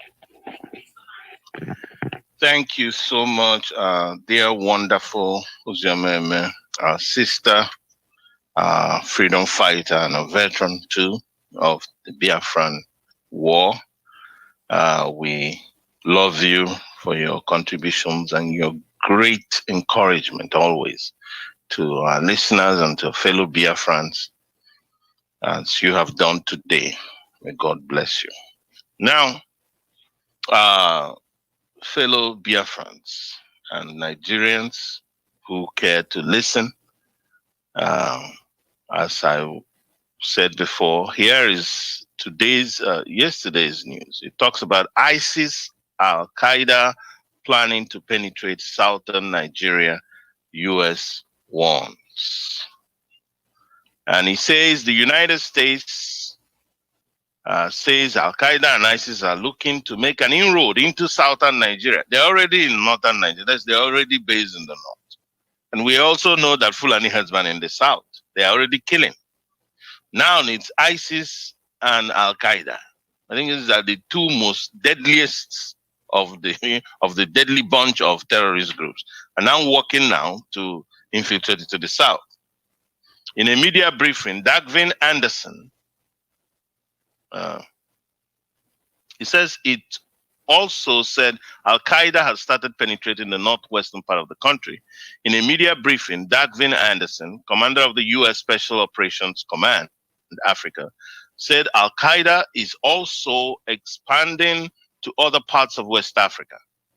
In the remarks seen by the cable, Anderson said the US will continue to partner with Nigeria in sharing intelligence. We have engaged with Nigeria and continue to engage with them in intel sharing and in understanding what these violent extremists are doing, he said. And that has been absolutely critical to their engagements up in the Borno state and into an emerging area of northwest Nigeria that we are seeing Al-Qaeda starting to make some inroads in. So this intelligence sharing is absolutely vital. We stay fully engaged with the government of Nigeria to provide them with an understanding of what these terrorists are doing, what Boko Haram is doing, what ISIS West Africa is doing, and how ISIS and Al-Qaeda are looking to expand further south into the littoral states. The littoral states are the states in the coastal areas. Anderson regretted that despite successes recorded in previous years, there has been a setback, adding, we as a community of international nations keep thinking we have defeated them or we have put them on their back foot and that they are just moments from disintegration. Anderson said, for international efforts to yield desired results in the fight against terrorism in Nigeria, the government must take the lead. And which government are we talking about here, really? Quote, when it comes to Nigeria in general, Nigeria obviously is a critical nation to West Africa. It is a critical nation. And we realize that Nigeria is a linchpin, he said. So, Mr. Anderson, what you're saying is an interesting statement, but it is not true that the government is actually working to drive away these terrorist groups, because the government is a terrorist government, and we say that without any quiver, because Fulani people are terrorists in Nigeria. We have seen what they have done all over the land, and they are still doing today. In fact, they were talking about setting vigilante in every state. Can you imagine the temerity that a terrorist group, let me read this too. And this is Miyetti Allah. This is Vanguard News of Thursday, July the 30th, 2020. And the heading says, Miyetti Allah sets up vigilante nationwide. The Fulani Social Cultural Association, Miyetti Allah Kautelhoi, on Wednesday, announced the establishment of its nationwide security outfit in order to curtail security challenges confronting the country. National President and Secretary of the association, Bello Bodejo and Saleh Al-Hassan, respectively, who disclosed news of the formation of the outfit in communique used in Abuja on Wednesday, said the outfit, codenamed Miyetti Allah Vigilante, is aimed at assisting security agencies in checkmating such crimes as kidnapping, cattle rustling, and banditry. The formation of the outfit, however, drew the ire of other social, cultural, and political groups such as the Yoruba Afenifere, Igbo Zahanese and Igbo, and Niger Delta Pandef, who describes its national outlook as unacceptable. They contended that the activities of the Fulani security outfit should be localized rather than giving it national coloration. However, the Miyetti Allah leaders said the vigilante would operate according to the constitutional provisions and legal requirements of the country. They also called on the Inspector General of Police to protect Fulani pastoralists across the country from tribal hordes, ethnic militias, and cattle rustlers. They also urged security agencies to commence the process of detailed documentation of the violence against Fulani pastoralists, including the collection of exhibits and all relevant information to isolate the perpetrators of the violence, arrest, and prosecute them to forestal reprisals. The Miyetti Allah leaders frowned at the alleged continued extrajudicial killings of Fulani pastoralists by some security agencies in the country, calling on the National Human Rights Commission to investigate the atrocities and ensure justice was served. They commended the efforts of the federal and state governments to address the conflicts between farmers and herders, cattle rustling, kidnapping, and banditry. So we have, imagine this type of statement by Fulani people. These people are committed troublemakers, committed killers, committed land grabbers. That's all that Fulani is. I have not an iota of respect for these people. They are walking on this earth. It's a curse to this earth. I'm telling you. So look at what he has the temerity to be saying. Now he's all over the country, claiming the whole country. He's suddenly vigilante all over the country. They are talking about vigilante. That means those who work with the police and the army, where they are controlling, they're in command positions to kill us finally. That's all this is all about. To massacre us and take our lands, as they are taking so many lands already. So we are telling our people, all of you who are not Islamic jihadists, Muslims and so on, because the Muslims is in their favor that this happens. That's why they're quiet. They're not complaining about it, as you can see. So, but for those of you who are Christians, if you don't do nothing, if you do not do anything, you are just there looking, just looking. First of all, be sure that your land will go. You will lose your land. Your children will not be in that land. They already run so many of them in the north out of their land already. The IDP camps are increasing, internally displaced persons camps, where they don't supply any food for them or medication, where they even rape them and kill them sometimes. You know, so the idea is that you will lose your land. They will take it over. You know, if they don't take it over now, they will take it over from your children, because they have not come there to settle and live peacefully. This is Fulani for crying out loud. You all know them very well.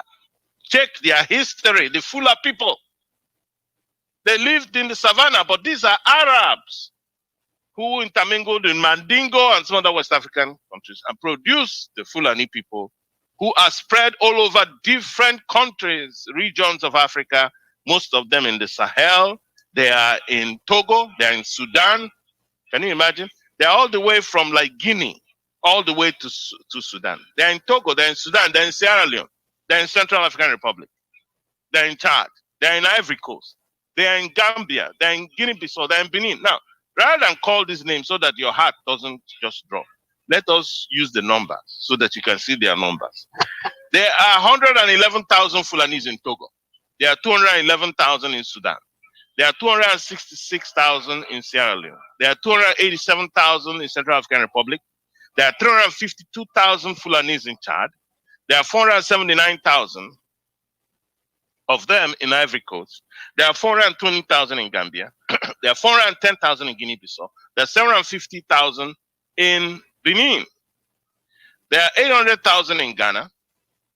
That's nearly 1 million. There are 916,000 in Mauritania. There are 1.9 million, this is about 2 million in Burkina Faso. There are about 2 million of them in Niger.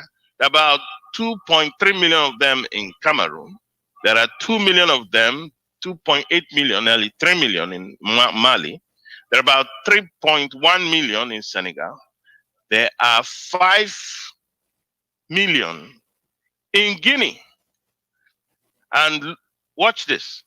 There are 15 million in Nigeria. I don't believe they're up to that. Probably 6 to 7. Some of these figures are bloated by propaganda people. But understand they are spread. They are spread throughout the savannah in Africa from west to east. If they are as far as in Sudan, you see? And it is where you have Arab populations as well, trying to grab the land. So let us not keep ignoring this fact. Like I said, the Fulani came from the Almoravid Empire. This empire lasted around between 1040 to 1147 AD. They were also stationed in Spain, in southern Spain, during that period. And most of northwestern Africa, where you have Morocco today, and adjoining to Mauritania from the coastline. And it was there also you had a place where it's called Marrakesh. Marrakesh was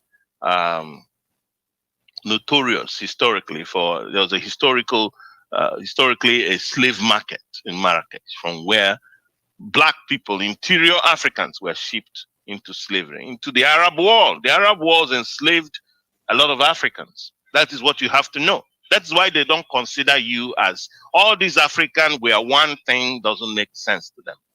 If they made sense, they won't be killing us. If they made sense, they wouldn't be maltreating everybody else. But we can see them doing that because they know they are not one with you. And what is their mission? To come and kill. Look at them now talking about, oh, they're taking over the whole land. Oh, this, they're invoking the constitution. The constitution that is a forgery by Abdul Salami Abubakar, a crime evidence against Abubakar and his cohorts and his Islamic cohorts. Crime evidence. That is the constitution that is invoking. So, for our people who don't understand, these people are out to destroy. As long as they have land there, and that is why we have told you, stop buying things from them. Stop buying. Don't patronize them for whatever they sell. They're already stealing your oil. They're already buying weapons. They're already killing you with it. They already run you out of the government. What more? And then you go and patronize them too? That doesn't make sense. You need to be taking certain decisions that are relevant and that are essential to your own security and the security of your future generations. Like I said, once they are there, also to teach your children to fight, they will take over that land. Because that's what they've come for anyways. You see, it's not as if they come to live peacefully. People move to other places and live peacefully, even for generations, they become part of the society and so on and so on. But these people are not there like that. They are hegemonistic. They are there to conquer. They are there to rule over you. They are there to set up an emirate. They've been in the north. They came to 1804. Yeah, Uthman Danfodio came in 1804. And what happened to the northerners? What happened to the Hausas? What happened to other ethnicities in the north? They took over. They imposed their emirs everywhere. Today, virtually all the emirs are Fulani in other people's lands. Can you imagine that? All the governors in the Islamic north, they are Fulani people. What type of people are this? And these are the people who are ruling you in Nigeria. These are people you even voted for in an election. You see, their calculations is always very dangerous. At the end of the day, everybody starts suffering. And part of it is lack of information. Be informed so you can understand what you're doing. That is why we say we are Biafrans. We cannot fix Nigeria. It is unfixable. It is unfixable. The evil there, and why we are talking about it, you have people who are Christians talking about Igbo did this, Igbo did that. Can you imagine that? This is what somebody is talking about. It's a Christian. Oh, you are looking for your neighbor to undermine. That's more darkness coming in future, and you know that. So if you keep doing that, and see where that gets you, you will suffer. Your children will suffer. And your land, your father's and grandfather's land will be lost at the end of the day. They just need numbers. That's all they need. And that's what they're waiting for now. Now, more of them are pushing in. Without COVID, a lot of them wouldn't have been stopped getting in, But now they are well armed. They're arming them. They're in the military. The military is arming them. And don't take my word for it. Those whom you may believe, the Nigerians, people like Theophilus Danjuma talked about it, is there. These are people that serve the Islamic North, the Fulani. Obasanjo talks about Fulanization. He's there. He served the Fulani people. So if you serve them, this is what you get at the end of the day. Because you hate the Igbo man. That will make you go. What did the Igbo man do to you? You are the one that did everything against him. Everything unimaginable against him. But you hate him. You see Nigerians talking in a way that makes you wonder, how do these people process their thoughts? Talking about, we cannot trust an Igbo man. What do you mean, trust? The person who perpetrated violation against his victim is talking about he can't trust his victim. This is how people reason. That's why we want out of that country. And may God bring us out of there. So Fulanis are descendants of these Arab Almoravid conquerors who came and conquered the rest of North Africa, and all the way from Morocco, Algeria into Spain, and they intermarried with the Berbers and the the Bambaras and the Mandingos and all those West Africans. And eventually they produce Fulani. Fulani are the largest pastoralist group in the world. Take note of that. They are the largest pastoralist group in the world. Now, okay, you can say, why do they not ranch? Why don't they ranch their cattle? Because every place in the world now you ranch. But this is Africa. Things have to be wrong, way down wrong, because it's Africa. Because Africans refuse to demand the right thing. Just like these killings are going on now in Nigeria and so on. Look at some of these media stations. They are not discussing it. They are avoiding challenging Fulani for killing. Now, you see that? This is how corrupt our people are. This is how corrupt Nigerians are. You see the media, if you mention that Fulani is doing this and that, they are the ones, the media will try to shut you up. The journalists, they will say, oh, no, don't say that. Don't say. What type of thing is this? What type of people are this? It's unimaginable. You welcome evil into your home and you say it will be peaceful. You welcome the devil into your life and you say, oh, I am saved. That is a lie. It cannot be true. So, otherwise, Fulani must be charged for what they are doing in Nigeria. Charge them openly. Because they are the ones doing it. What is going on in Southern Kaduna, they want to uproot them there. They've uprooted a lot of people from their native lands and indigenous lands.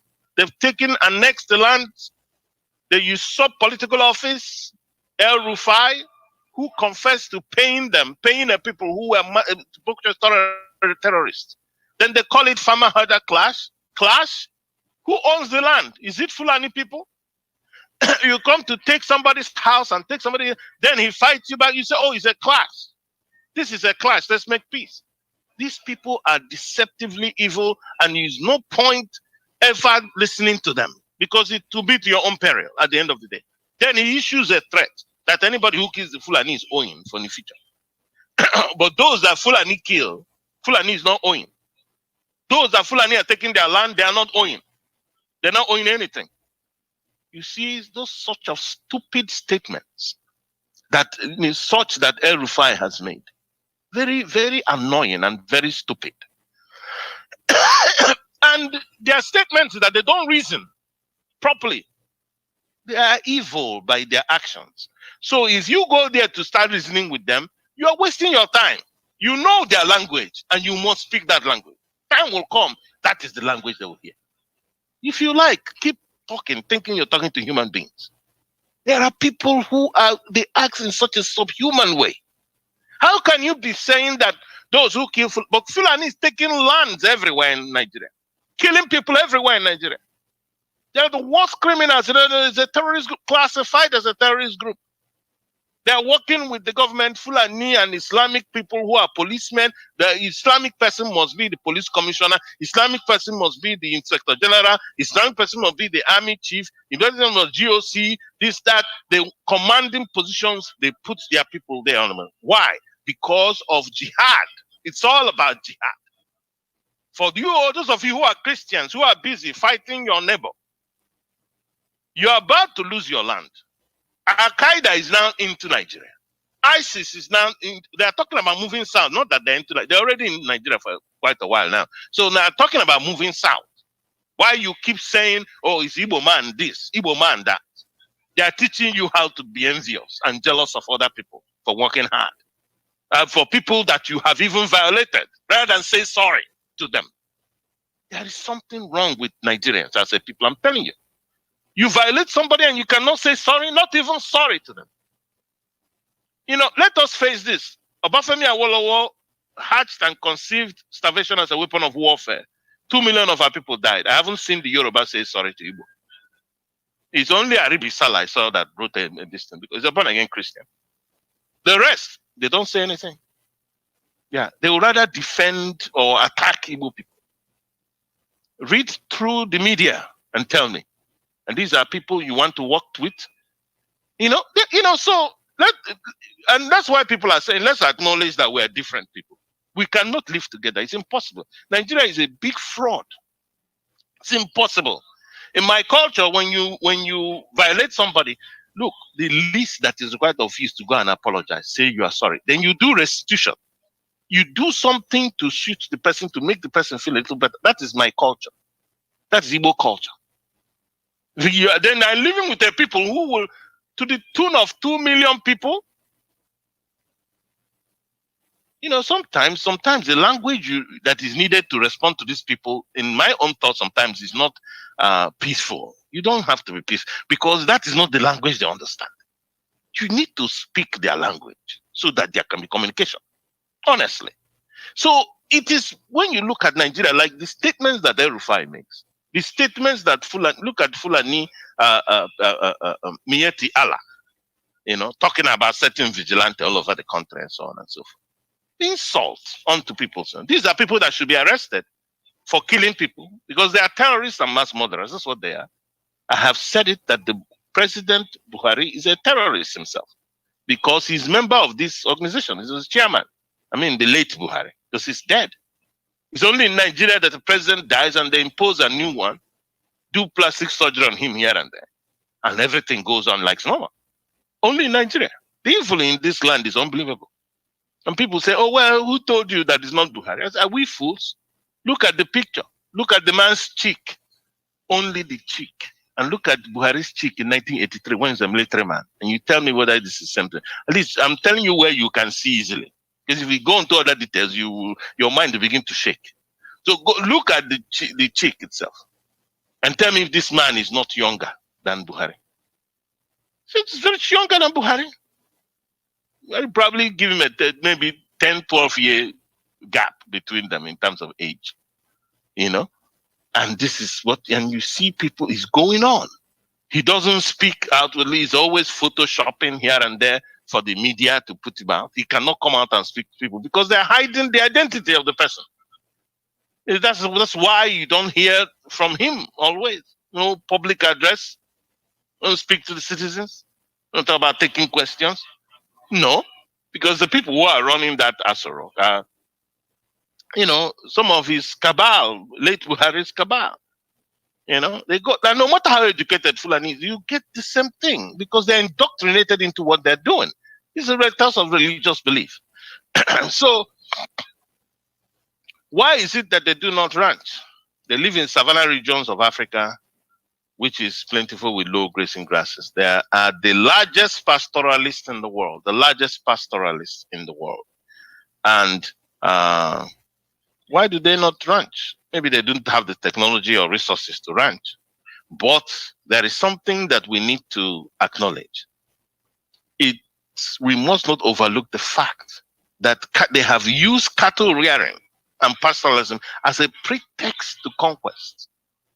They have used cattle rearing and pastoralism as a pretext to conquest. Because look at how they spread on the map.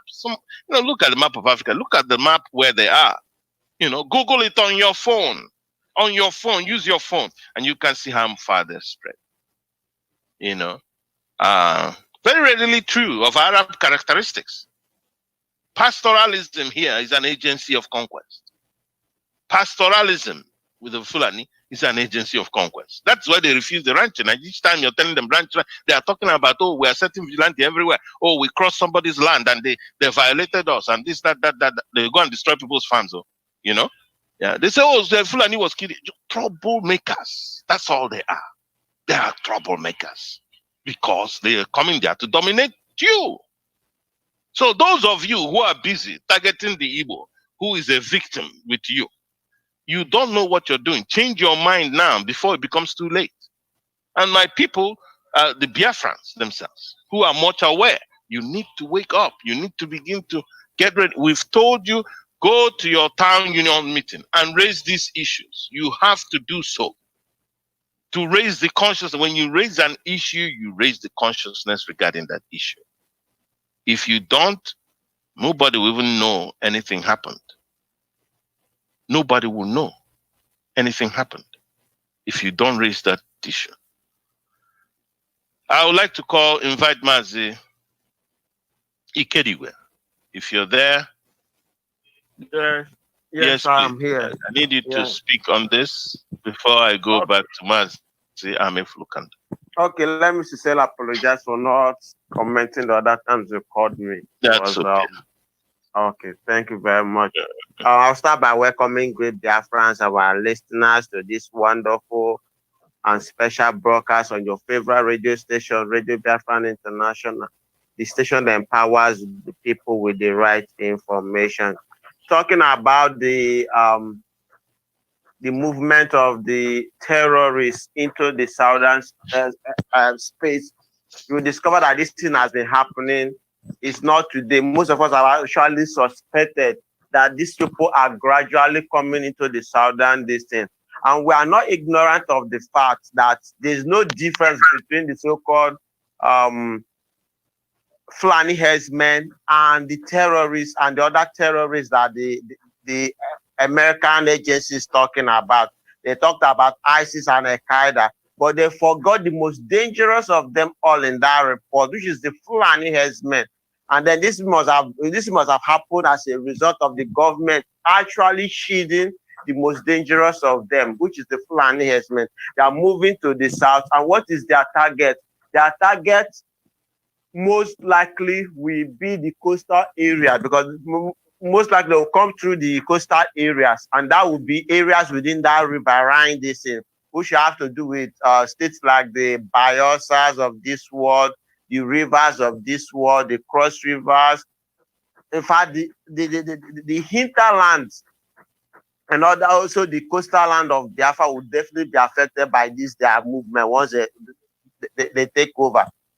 And it's already happening. For the American government to be telling us, it's essentially a confirmation of what we've been saying on these stations, or what we've been telling you about, that these people are moving down, and they're not moving down to come and help us. No, the terrorist does not come to your place to assist you to do anything. He actually comes so that he can overpower you, take over what belongs to you, murder you, while the government looks the other way. In fact, while this will be happening, the government will even be busy python dancing in our region of the country, and also at the same time tagging us Biafrans as terrorists, because they will make everything for people not to know what is happening. We were not ignorant of the way the government went against IPOB and tagged the terrorist organization. Why they've shielded the terrorists since all this is happening? That's why it's very important that our people should wake up. That's why it's very important that our people must be awake. That's why it's important that we all must awake to the realities. This warning is not for anything. For this warning to be coming is actually a decision that they're already taking. They're already sitting here.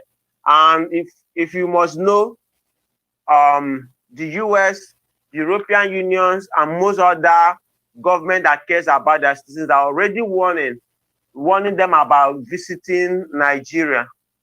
In fact, they've actually warned them about visiting the northern states because of the massive the massive insecurity taking place there. And for reason you must know, the government and the Fulanis are not happy because of this these securities in the north. Their aim is to push it down to the south so that the south will also receive it. Okay, and that's exactly what is happening. It's a planned work, and it's happening. And we must all understand, just like Mazodi have been saying, that Erufai, who is actually a foot soldier of these terrorists, has actually said he has twisted it. But when he was tweeting, he said, let's make it known to everyone that anybody that kills a Fulani has taken a loan that he must pay. It's as simple as that. He said, no matter how long it lasts, the person must pay, the people must pay, the region must pay.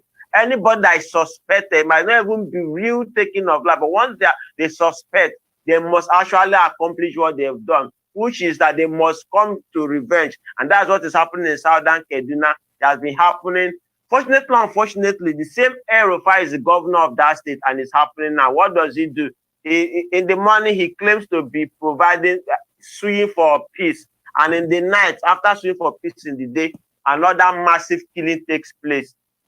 Most of the times when they even try to impose curfew, while the curfew is on, killings are happening. And what happens during curfew? What is the essence of curfew? The essence of curfew is that nobody moves out.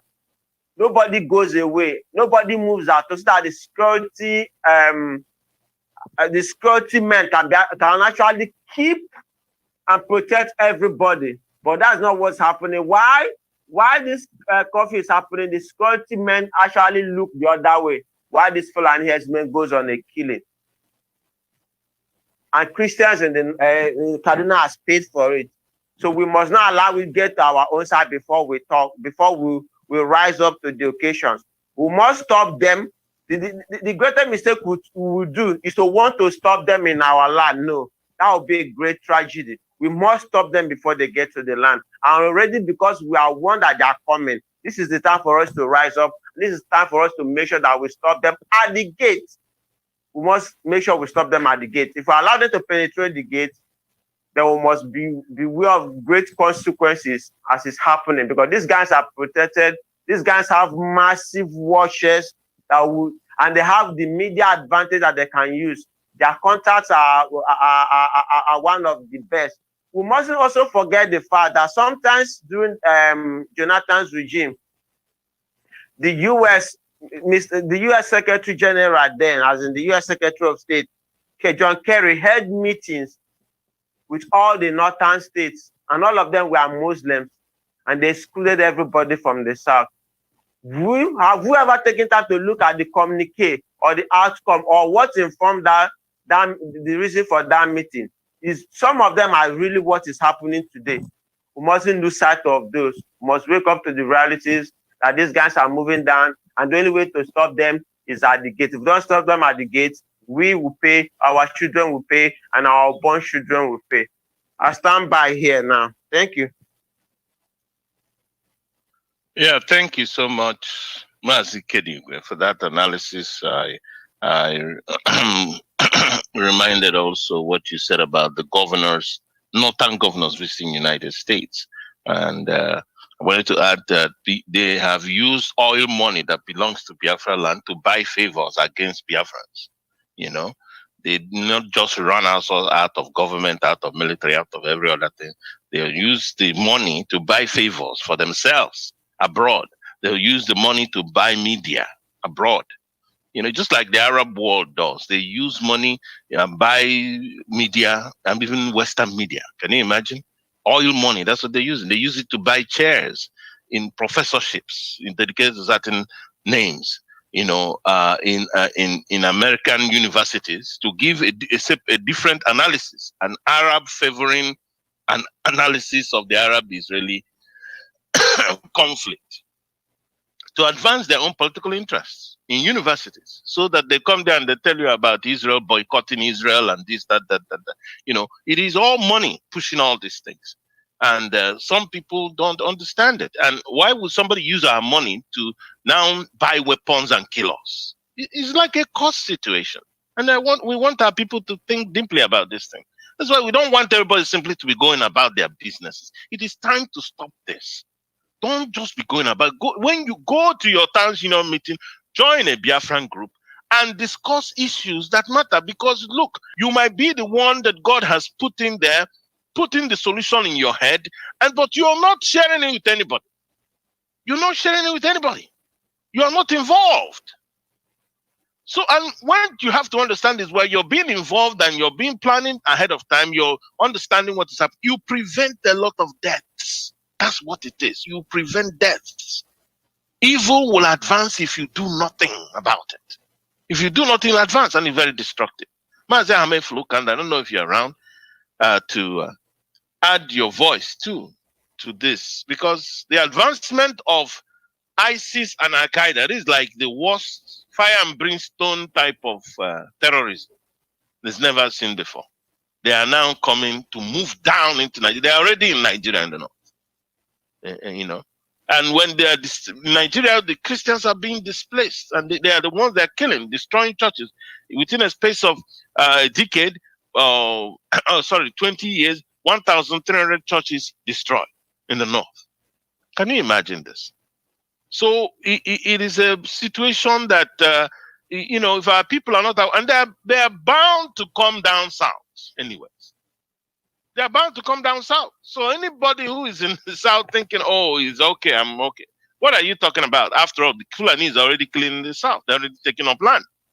They're already well armed everywhere. because they are working with the Nigerian police, which is the Fulani government of Nigeria. It's not the federal government of Nigeria, it's Fulani government of Nigeria. Call Fulanis out if you want your life. Stop sparing them. Stop saving them. Call them out wherever they are. Because they're not going to be doing these killings and be getting away scot-free. In the name of we're afraid. Keep being afraid of your enemy. That is why he does what he does to you. The Fulani people are very dangerous to native Africans. They are Arabs. They are not from Africa. If I would say, ship them back to Arabia where they belong. These people have killed too many innocent people. Women, men, children, taken over land, destroyed crops, raped people. What type of people are this?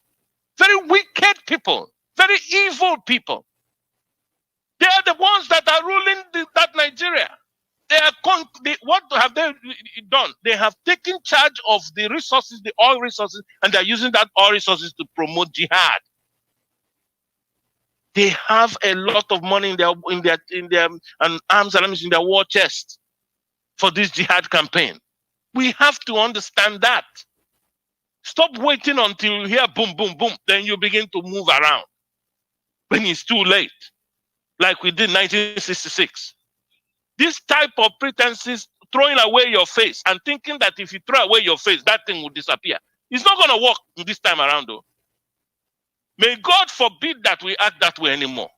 In the name of Yeshua. May He forbid that we throw away your face. Like if you throw away your face, yes, we will pray about it. You need to pray about it, because without prayer, I'm telling you, it's going to be a waste of time. Yes. Pray to God. God is already working amidst us, but you cannot continue to be pretending that these dangers are not there. It's self-deception. You've had it. You can have it through the internet. You have it through other different ways. Stop pretending about it. Tell your neighbor. Tell your brothers and sisters. Let everybody know. You go to your town union meeting. You go to your Biafran organization. You raise these issues, discuss it, and work as to plan on how to stand up against this and how to resist this. So like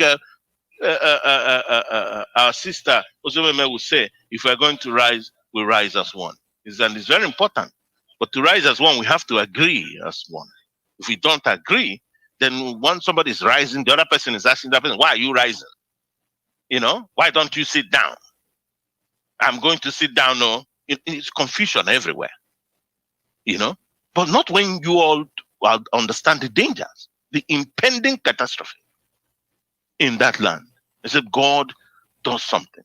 They were praying God to wake you up, to see that these people are out to conquest. Islam has been about nothing else other than conquest. And I tell you, it's not changing tomorrow. It will not change.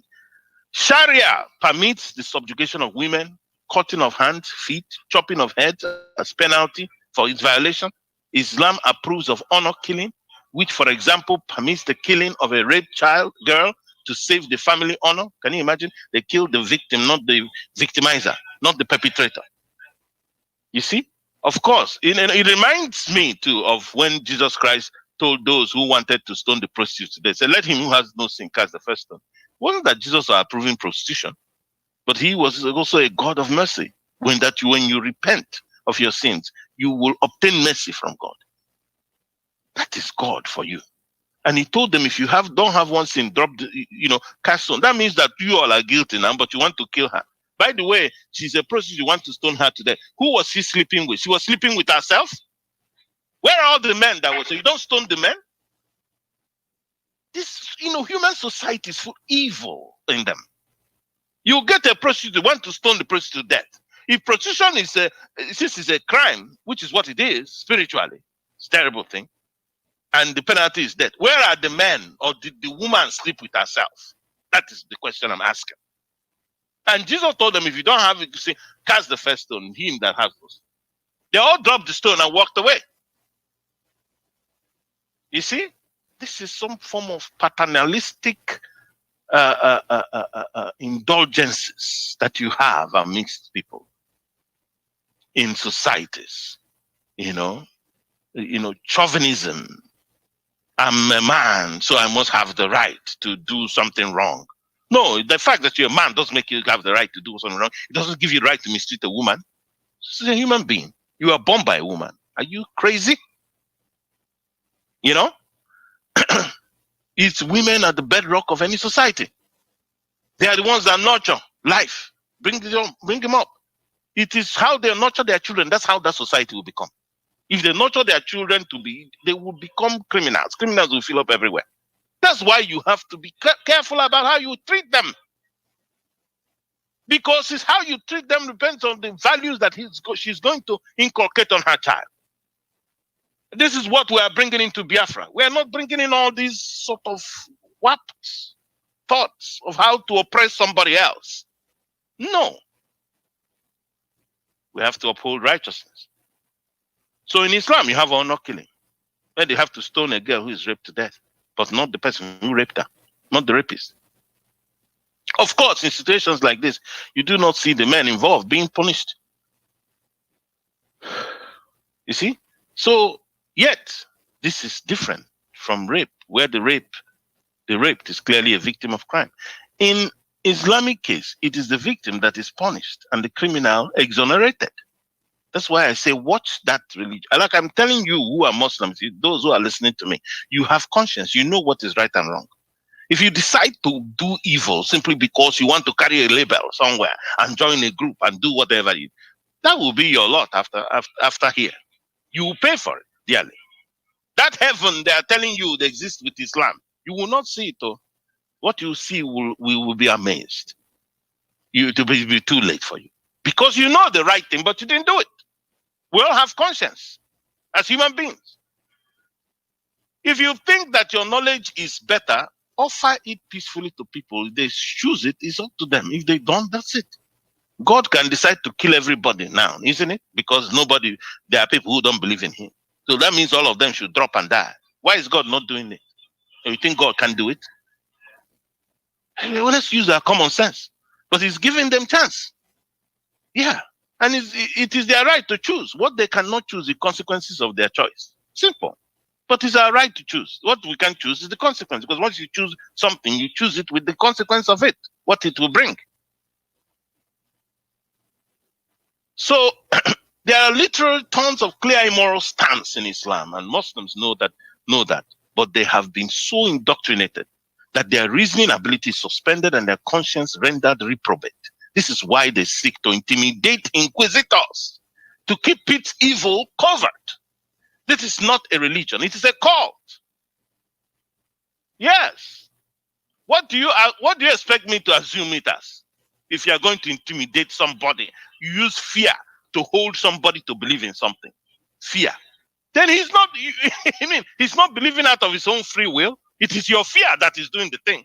Your intimidation. How do you feel? The key to the expansion of Islam over the centuries and across the vast regions of the planet is that Islam had a mission that other empires such as Rome, British, and French did not. First of all, we condemn imperialism. We condemn imperialism. It is wrong because it's nothing but stealing, killing, and destroy, conquering others and taking what is theirs. Where empires sought merely to conquer and subjugate, Islam sought to convert. That is the difference, because they always make look at Rome, but we condemn Roman and British Empire, French Empire. Who is condemning the Islamic Empire? You people are not doing that. Always seeing something only from your own standpoint. The other people should go to hell. And you tell me that somebody will assess you as being reasonable? Islam sought to convert. Conquered peoples had the choice between clinging to their own traditions and religions and thus suffering continued servitude and humiliation, or converting to Islam and making a quick and easy transition from being outsiders to being insiders, accepted within lower status in the conquering culture. The historical agent by which Islamic culture came to dominate so much of the world was jihad. It is a new idea to obscure its reality when people distort its original and authentic meaning by claiming that jihad means spiritual struggle. Because that's the next thing, lying. The Bible teaches us that the devil lies and people are liars. Oh, it's not a spiritual struggle. within Islam, in individual Muslims. This is what is called taqiyya in Islam, which is justified lying to advance the cause of Islam. Jihad from its origins in the Quran has always meant a collective and violent struggle by the entire Muslim community against non-Muslims. The goal of jihad has been to destroy any status quo outside the realm of Islam. That is why they are fighting in Europe. Fighting Europeans anywhere they go is fight. That's why we have fight in Nigeria, so that those of you who don't understand it right now, that fight ain't going to end. It's either you defeat them or they defeat you. I'm sorry to say, there is no other way I can surmise this. The essence of radical Islam today, then, is the revival of Islam through jihad to make the present world order unworkable through civil war, anarchy, and terror. I got this from Leo Harris, author of Civilization and Its Enemies, The Next Stage of History. Islam does not allow voluntary obedience in its practice. It controls its adherents with fear and coercion and violence. The evidence of other faith is offensive and provocative to Islam, and not to be tolerated but be destroyed when the opportunity of military strength arises. Muhammad, the protagonist of Islam, married 13 wives, most women captives of those he slaughtered. One of his brides was a 6-year-old daughter of his cohort. He robbed caravans and wasted communities and towns. He conducted 65 wars in his lifetime. Between 610 and 8 AD and 1924, the religion's military expansion has cost more than 270 million lives. There was no nuclear bomb, but with sword and knife, that's it. Is it not the same thing we're seeing today? Has anything changed since 610 AD that Muhammad introduced Islam? Has anything changed? What is in this that is of God? I'm asking. Yet there are claims that it is a religion of peace. Somebody has the mouth to say this is a religion of peace. It's unbelievable. Muhammad ibn Abdullah was called the prophet by adherents, but his supposed prophecies are hard to determine. Democracy, human rights, and rule of law cannot coexist with Islam. Philosophically, Islam, Muhammad, and the Quran do not allow freedom of religion and expression. It's as simple as that. They don't. That is why they don't want these issues contested in terms of their belief system. So they use intimidation to shut you up. Shut up. Believe what I say. I'm a Muslim. Yes. You use anger and all the time. The problem is that when the Christians get ready to show their own anger, you begin to cry. Oh, this is crusade. Crusade. But you are the one that went on jihad first. You are the one that went crusade was a response to jihad. Why are you always crying? No, the crusade. Like you are the only one who has the ability to be angry or to be violent. What manner of people are this? Penalty for apostasy is death in Islam. You die if you decide to leave. Can you imagine that? The penalty for apostasy is death, and you tell me that person is reasonable. The reason why you are intimidating everybody is because you know you're doing the wrong thing. What you believe is wrong. If it is right, you don't need to intimidate anybody because they will come for it. If it is right, you don't need to intimidate or kill people or destroy anything. So what you're advertising is how wrong what you believe is. That's what you're advertising to the world. You don't allow freedom of religion and expression. Why? Why is a penalty for apostasy death? Most Islamic countries hypocritically are signatures of these instruments to human rights and all the rest of them within international organizations like the United Nations. This is in keeping with the Islamic doctrine called taqiyya too, a deception to advance Islam. Every Muslim government in the world is either dictatorial or autocratic. Like in Nigeria, they talk about, there are Muslims in the north. Okay, all you Muslims that are there in the north. Now, is Islam democratic? Why are you operating a government you claim to be democratic? It shows you don't, this is a contradiction. Because Islam is against democracy. So what are we doing there? And Nigerians don't ask these questions. Nobody is discussing it in media forums and places. Democracy and Islam. No. They don't want to talk about it. Don't talk about it. Shut up. We have to intimidate you. And okay, take over the whole place. We are right by force. So you can see that there is something obviously wrong with this type of belief system. Mazi Hameflukand, I don't know if you're there, to make some contributions regarding some of the things we have just discussed.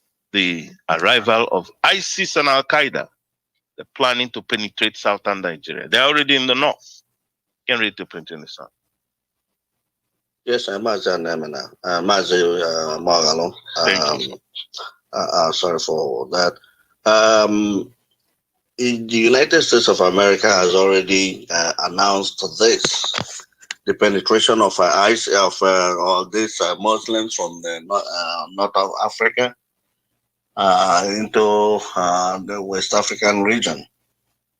If you could remember, 2014 or so, when this guy from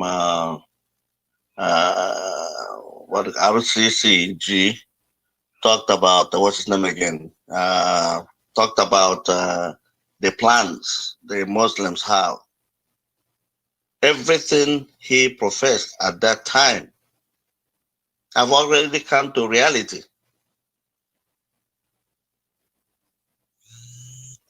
And when we talk about the Muslims in Nigeria and West Africa and Africa, we're talking about the Fulanese.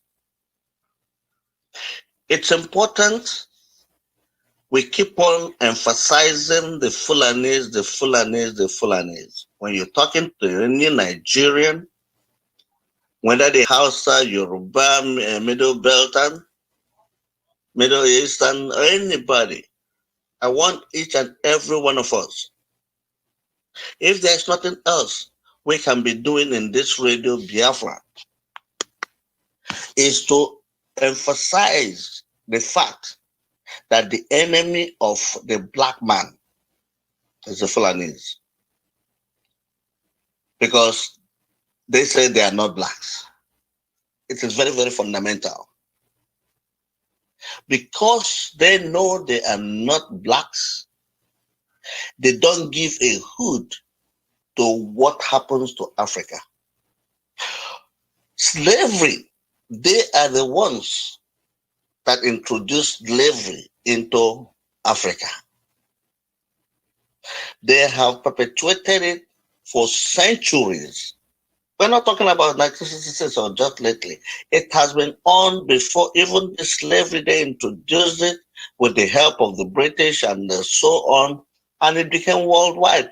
The two are in cahoot in what has happened to Africa. They don't want Africa, the black man, to raise up to do anything for themselves. Because just look at it this way, all they want is somebody to serve them. They want to take your resources, take your women, take everything that belongs to you, and you have to answer to them at all times.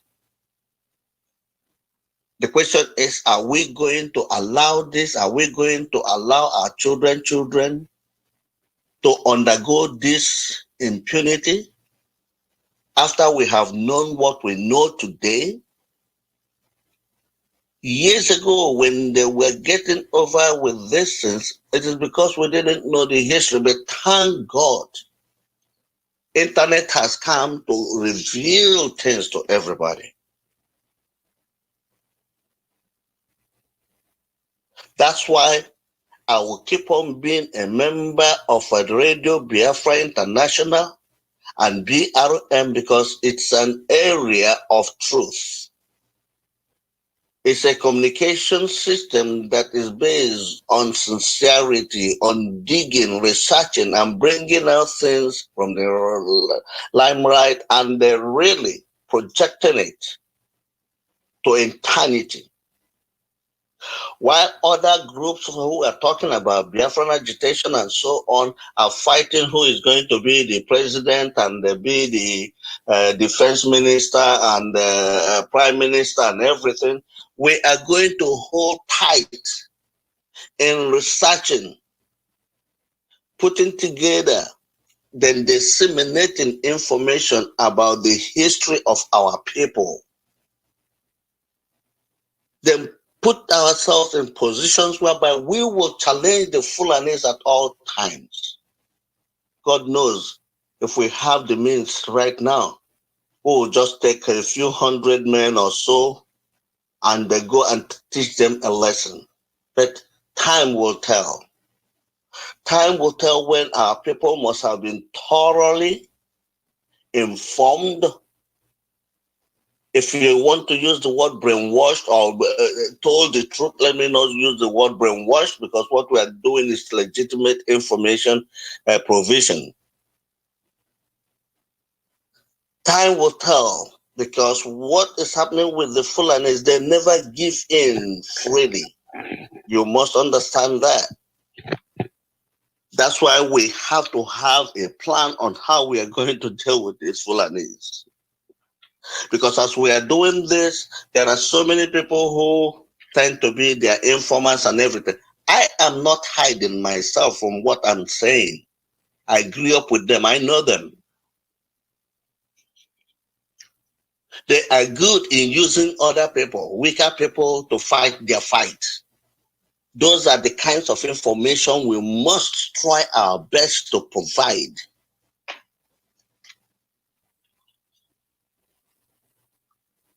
This is the fight I personally have said I will continuously fight them.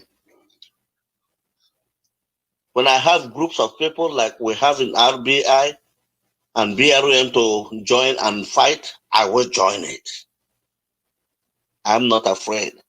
I'm not the kind of person who will talk and hide my name or going by an AKA. No, I give my name. Catch me, I'll tell you my reasons why I'm fighting this fight. Fulanese and Islam and Quran, they are one and the same thing. They are jihadists. They have been that from the time they were born.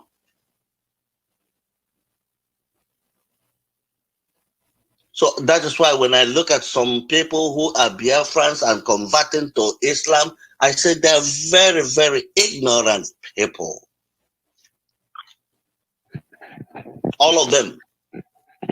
Anybody who has his senses and decided to leave Christianity or leave a traditional religion to go join the Muslim religion, I don't want to abuse them like other people abuse them. I would just say they lack the information. It's our business to provide them the correct information.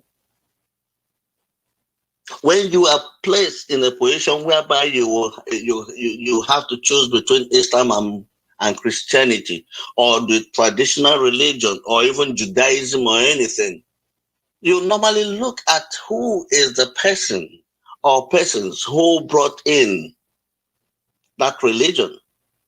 For Christianity, we're talking about Christ, our Lord Jesus Christ. For Muslim, Islam, it is Muhammad. The only way to check which one you will join, look at the character of each and every one of these. Our Lord Jesus Christ never, ever advocated anything of violence. He wasn't married until he died. But check that of Muhammad. Muhammad, according to from everything we heard from our anchorman, Mazi Moghalu, Muhammad was a very violent man, a pedophile.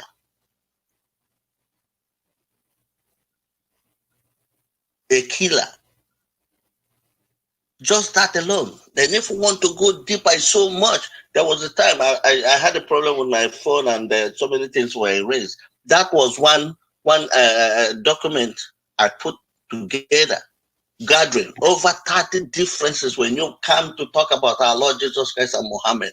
These are the things you just present to somebody, whoever who is confused whether to join Christianity or the Muslim religion. You just put this into the person. Our emphasis, please, I want to let people, anybody who is in BRM and the Radio Biafra International, these are the fundamental things we're talking about.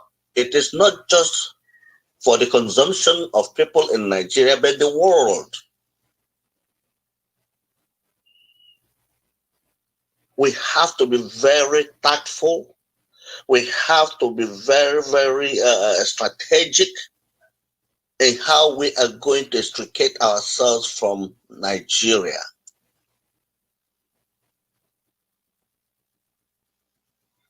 Let us try our best to get our people, to get the people together. We are fighting for the cause of the black man, the African. Igbos in particular, when it comes down to that, I say Igbos in particular. Go check Haiti. It is Igbos there that fought for the liberation of Igbos in Haiti.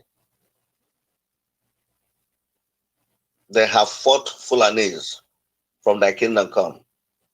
But the narrative has always been against our people, just as the narrative was against Biafra during the 1967 to 1970. And that's what we don't want to happen again. We must stand to the fact that the fundamental problem of Nigeria or the black man or African anytime, anywhere is the Fulanese and their religion, Islam. So I would like you all to be listening to Mazi Mogalo, Mazi Anemena, who have done tremendous research work in this area. And I will plead also that most of our discussions, let it be, even if it's once a month or once a week that we're going to be doing our broadcasts, let us focus on that. Let people understand that, because the Fulanis have deceived the world enough. And they're very good at planting seed of discord amongst people. I'll go back to the former Eastern region, please, I'm pleading. Let this message get to them as soon as our radios are fully restored from the vandalism of our own people. Let us make sure we are projecting this information, because once all of us come and work in one accord, it is going to be easy for us to get ourselves out of the hand of the Fulanis who have taken over everything we have. So I'll just leave it that way and say thank you all very much for today's broadcast. Thank you. May God bless you, Mazia Moralo, for the work you are doing. I mean, hey, we have really gone into a totally different level now. Mazia Nemen has set the pace, the foundation. He worked by himself for over 3 years. I remember when we were trying to form the BRUM and RBI, all these things. That man fought by himself. And I thank his family for giving him that time, the patience, and the wife in particular. So, Mazimo, you are an added branch to what we hope to achieve. Because definitely we are going to extricate ourselves from the hands of the Fulanese.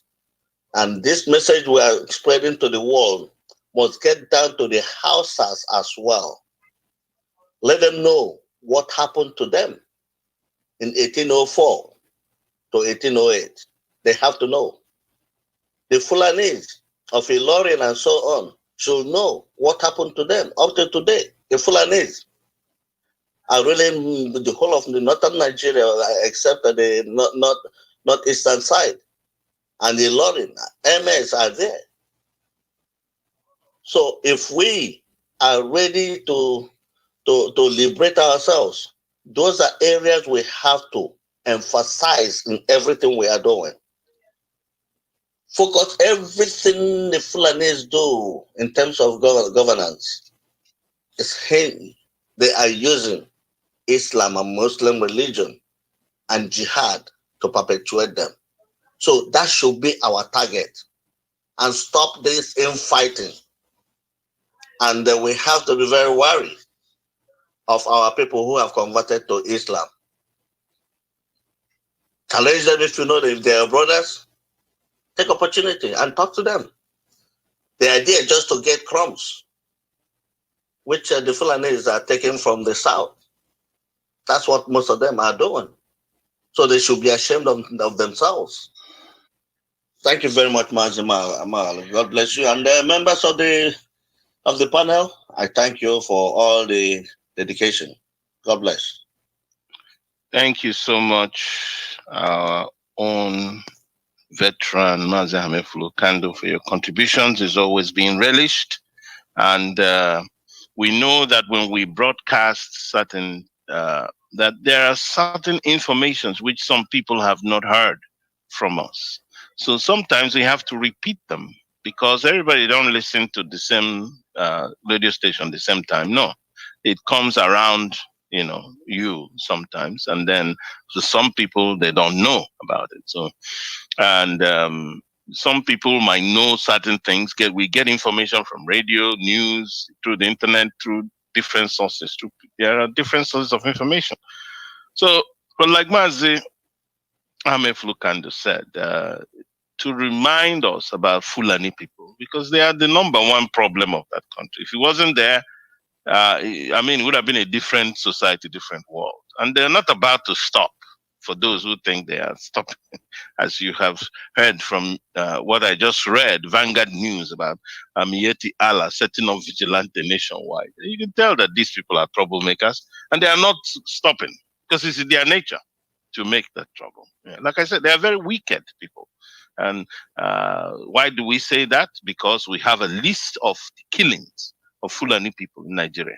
Massacre upon massacre of people, different parts of that country. Nobody is held responsible because they're in the police, they're in the army, so they work with them actually in that massacre. So when you're looking at Nigerian army and police, don't say this is Nigerian army. They are Fulani army and police force and security system. You will be making a mistake of your life to think of them as there to protect you. Oh, I'm a citizen, this, that. Those things don't work in Nigeria because, we know what is going on. Yeah, they seize oil blocks in the southeast. They take that money, go and buy arms, and then kill us. Yeah, in the name of, and kill us both in uniform and outside uniform. As military, they kill us, they take bribes from us, they extort money, they mount checkpoints everywhere, intimidating people and taking money from them. This is what up till today, those checkpoints have not been removed. This is how these Islamic people think. And people want us to be one with them. People want us not to talk about them. They say, oh, you are causing trouble. It's time to shut up. Those of you who are telling people who are speaking up against this evil to shut up, you are the one who's supposed to shut up. Why can't you condemn that evil?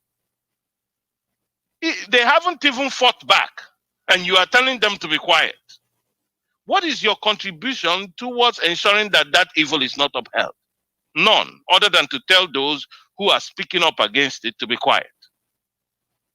When we talk about evil, it manifests in different ways, because those of you who are telling people who are fighting for their right to self-determination, the right of opinion, the right of speech, the right of movement, the right of religious expression, all the right to assembly. When you are against those rights and you are fighting people who are demanding for those rights because they are violated, what are you working for? What are you working for? Are you helping the truth, or are you simply helping evil? There's a reason why those rights are there. And even Nigeria is signatory to them. That's why the fact they're using a fraudulent constitution. That is not a constitution. It's not, the people didn't sign up for that. It's a Fulani constitution, Fulani imposed constitution. And then you have lawyers everywhere. Instead of challenging that constitution, they don't challenge it. Judges are there. Why can't you say this constitution is not the National Bar Association? This constitution is not written by Nigerian people. Go and get another constitution. No. You use the same constitution to be delivering judgment in court. Forged constitution, forgery. That's what you're using to deliver justice. This is what makes us, the way we are as a people. We refuse to change. With all the education that we have, we still uphold something. That is I will tell them, look, no lawyer will enter any court with that constitution. That's what it's supposed to be. If you have self-respect, as organized labor group, the National Nigerian Bar Association, Make sure no lawyer gets into any court with that constitution. It's either they change it or the justice system doesn't function. And judges will be backing you up. But because we're not one, it is all everybody onto yourself. And then they tell you you're one Nigeria when it is time to exploit oil. Oh, we are one. Time to kill the Igbo man or kill the Christians. We are one Nigeria. Nigeria. What makes Nigeria sacred? Who gave you the name Nigeria? Nigeria, we didn't give ourselves the name Nigeria. So it's time for us to ditch it. Just because you're giving something gets into your brain does not mean you have to get stuck on it. Like, there's glue, get glued on it. No. Particularly not something of your own free will. It's also your choice to answer Nigeria. So tell them, I don't want to answer Nigeria. What is wrong with that? What is wrong with that? It's not a crime to choose a different name for yourself. And that's why we say the same thing they're doing to us down south. They create, oh, you are this, you're that. We take these names and we run. Even the state names. Oh, he's from this state, that state. He becomes another person to you automatically. That's why we're trying to tell you, can you study your history a little bit so you don't be looking at the other person as a stranger? Because these things are affecting us wrongly and affecting us the wrong way. And it's affecting the way we behave towards our brothers and sisters. Don't take all this carved out geographical delineation, which are done illegally and illegitimately against us. Don't take it to heart, because it's not. Africa was delineated by colonists after slavery. They just divided the place and took, because of the resources. Up to today, they're taking the resources. Where are the Africans? Some of them are scattered all over the place. The ones who are inside the country are suffering inside the continent. This type of a narrative ought to change, so that we can stand up and resist imperialism properly. But we are having also internal imperialism when we're talking about the Fulani people. It's internal imperialism. They are hegemonistic rule. You come in, you conquer, you take over, you control the resources. The same thing Fulani is doing. That same thing Europeans did. The same thing Fulani people are doing in Nigeria. And the same thing they struggle to do in other parts of the world. Same thing the Arabs are doing in Northern Africa. Like I tell you, it is Islam that has affected them to make them think that way. And you can see what is going on. Because it's in their mindset. And they refuse to talk about it. Even those of them in the West, when there are discussions and so on and so forth regarding Islam, the kind of questions they ask, they say, oh, well, I'm a good Muslim. There's nothing wrong. I haven't done anything to anybody. Nobody said you did anything. We're talking about the doctrines of that religion. Is it right? That is the question. Not that you haven't done anything to nobody. Yeah, of course, you haven't done anything to nobody. You're in the West, where you're a minority. But what about Saudi Arabia? What are they practicing? Execution block every Friday. People's head are chopped off and, very crude and barbaric. Can't you send him to jail? What will happen if he goes to jail? Must you bring him out there and cut off his neck in order to strike fear into everybody? These are things that are bad. You say, write a constitution so that nobody will have to use fear to rule anybody. That's why you write a constitution. And people come together and say, okay, this is the law. This has to be done. Then you don't need fear as an instrument of governance. I don't need to bring somebody in the chopping block and chop off his head so that everybody can fear me. And then we have a society. They wake up every morning afraid of me. This is not how a civilized human being thinks. And if that chopping off of head, when the people begin to resist or things begin to happen, you find out that your own head, you'll be running for your own head. Though. Just because you're intimidating others doesn't mean they cannot intimidate you. They start to think of it. How do you rule people simply by intimidation? What type of thing is that? So we talk about Fulani people who are called Fula. They are called Fulanese by Hausas, but we call mainly Fula people. Mixture of Arab conquerors and native Africans like Mandingos. And I'm reading this out because of what Mazi Ahmed Fulkan said, to highlight a little bit of history for those of us who haven't heard or know. They are from the Guinea highlands of Futajalon. They arrived in Nigeria in February 1904, led by Uthman Danfodio, who continued in his expansionist jihad campaign. King Yunfa, the Hausa Seriki in Gobert, now Sokoto, because they renamed Gobert, Sokoto. Sokoto's real name in Hausa is Gobert, hosted this Fulani immigrant from Guinea. And the result was that since 1808, the whole of northern region lost its kingdoms and were replaced with Fulani emirates. Since 1808. These people just visited, and all of a sudden, all the kingdoms they are down. It's Fulani emirates everywhere. King Yunfa was killed in 1808 by the Fulani as Danfodio, Islamic jihadist and scholar, established the Sokoto Caliphate, making himself Sultan. Hausa states were violently conquered and pillaged. Their states were annexed and their Habe kings brutally beheaded and replaced with Fulani emirs. See? So the Hausa is in trouble up till today. They tell them what they want them to do, and they do it. Because they are all about subjugation and hegemony. So the Hausa is Islamized too. He's stuck there as a prisoner of the Fulani. The conquered Hausa states were Gobert, Katsina, Daura, Zamfara, Kebbi, Kanu, Zauzau. You see? So persons from Usman Danfodio family were imposed on them as emirs. And this is the reason why all the emirs and virtually all governors in northern Nigeria today are Fulani.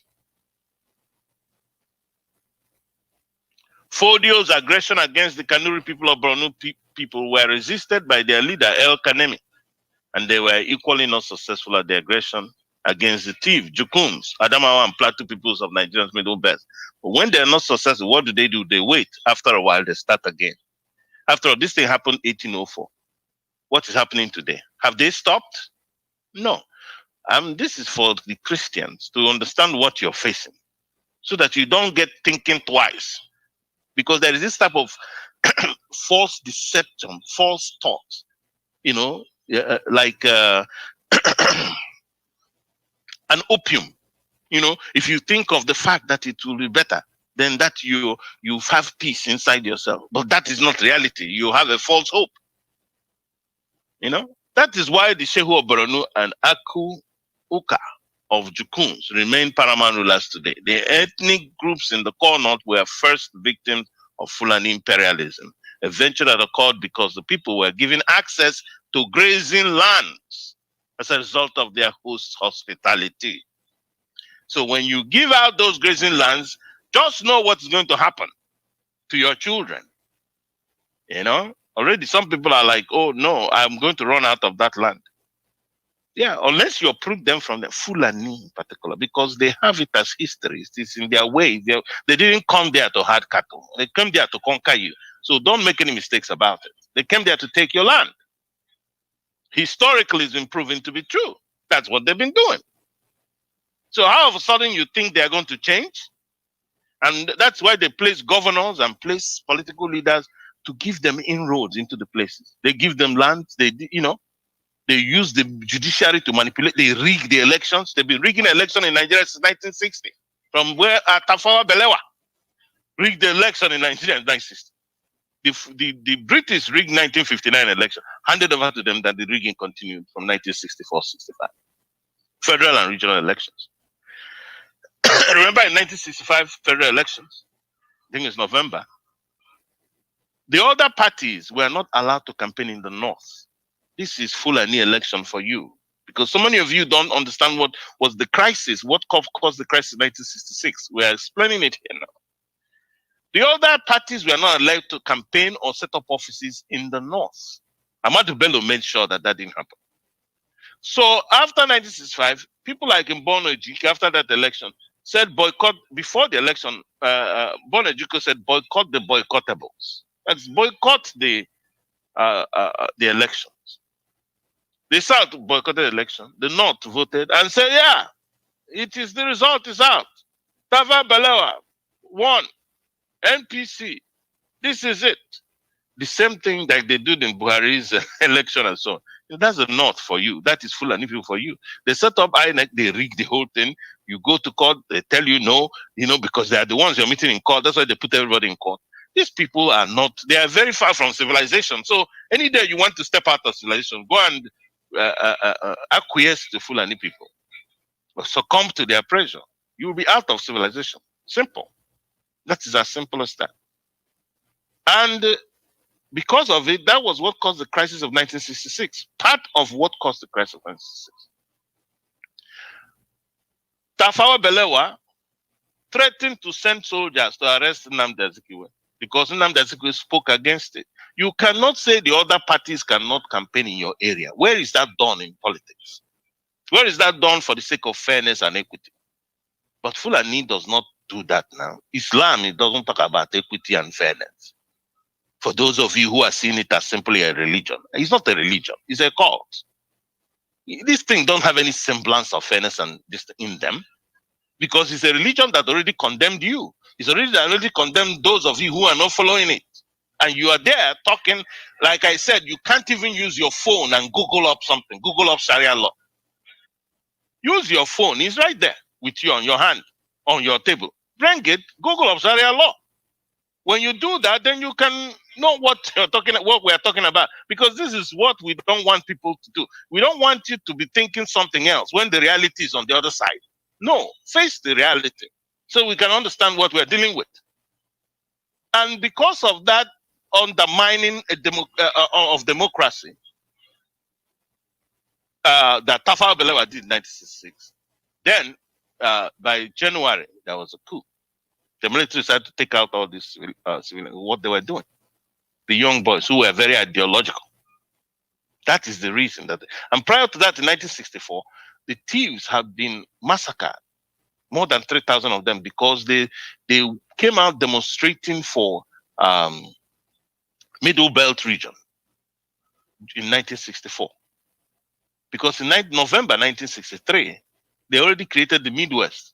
So that prompted the Middle Belt to, clamor and agitate for their own political space.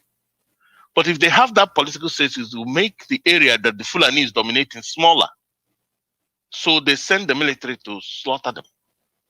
This was part of the anger of those majors you're talking about, Igbo coup. Yes. So they decided to stop them. After massacring 3,000 like nothing happens, they moved on from there. That January 1966 coup was what stopped them. And then enemies began to ratchet up again. This is Igbo coup. Even though Yoruba people were there, other people were there. Also, it's an Igbo coup. It has to be Igbo. Out of jealousy, out of envy, out of unwarranted and unjustified hatred. And before you know it, the slaughter began in Nigeria of Igbo people and people from the Southeast region because they all suffered this problem. Okokondem talked about how they slaughtered his relatives. And those of them that came back that he saw, he asked them, they told him what happened. His heart was broken. And he decided that he would fight this. So let's not decide late. That is the point. Because what we're saying is not going to change the Fulani anyways. I mean, you know that. So it is your choice to know what to do. Yeah, but don't pretend that you don't know what is happening. That's the point. This pretense thing has to end because it's not helping anybody. Don't pretend that you don't know what is happening. You know what is happening, begin to do something about it. That's the point here. That's the message of Biafran Restoration Movement. That's the message of Radio Biafra International. The message of most Biafran organizations around. Every Biafran organization is working for your freedom. Use your town unions as well. Very powerful town unions. To work together, to understand what you have to do. Put your head together because wisdom is not residing on one person alone. There are other people. You have ideas. Bring them out. That'll be useful to your people. So Fulani imperialism didn't just end in the north. The Fulani has set their sight on conquering the peoples in the southwest, known today as Yoruba, but formerly designated by their religious practices like Lukumi, Nago, or Akus. By mid-1700s, the Oyo Kingdom has increased its trading and acting as middlemen for both the trans-Saharan and transatlantic slave trade.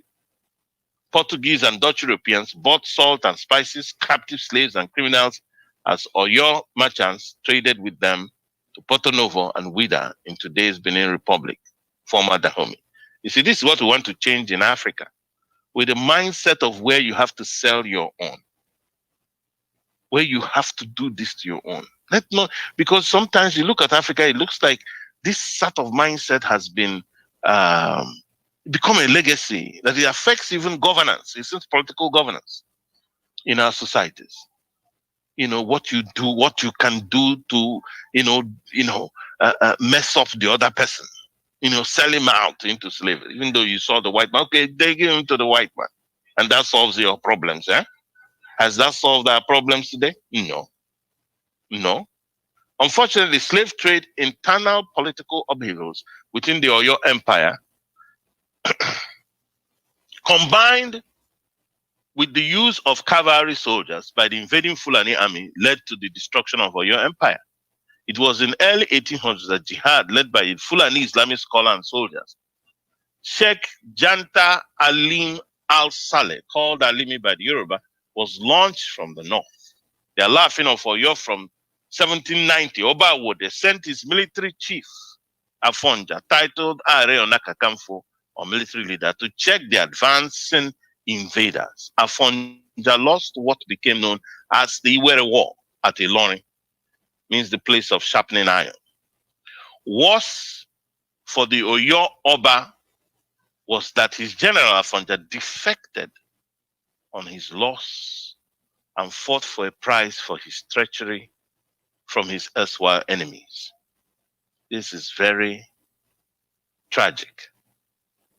Afonja defected and joined the Fulani to rule Ilorin himself.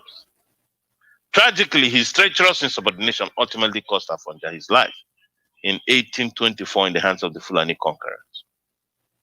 Yes, they will use you. And after using you, they used you to conquer Obawode. And after using you, it was time for you to die. Because if you will be treacherous to your people, how much more will you be treacherous to them? They know that you're good for nothing by your doing that. Yes. And they know it is a game they are very much well versatile in, they're well versed in treachery. So tragically, his treacherous subordination ultimately cost Afonja his life in 1824 in the hands of Fulani conquerors.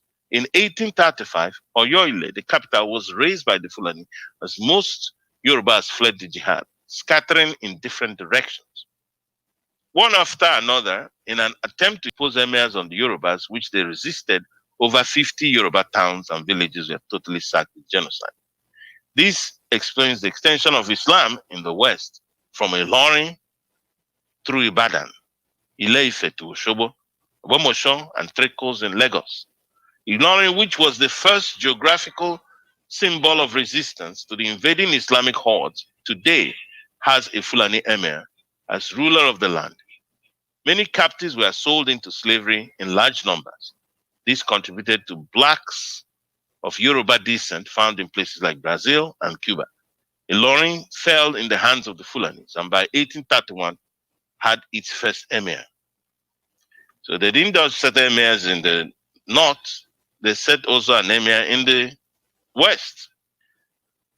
Fodio had boasted that they would dip the Quran into the Atlantic Ocean, which literally meant a colonization of Yorubas and all ethnic nations of the south. British intervention prevented them from overrunning the rest of Yoruba land. If this didn't happen, there would most likely have been Fulani emirs as rulers in Oyo, Ibadan, Owo, Osogbo, Ede, Ado, Igede, Ekiti today.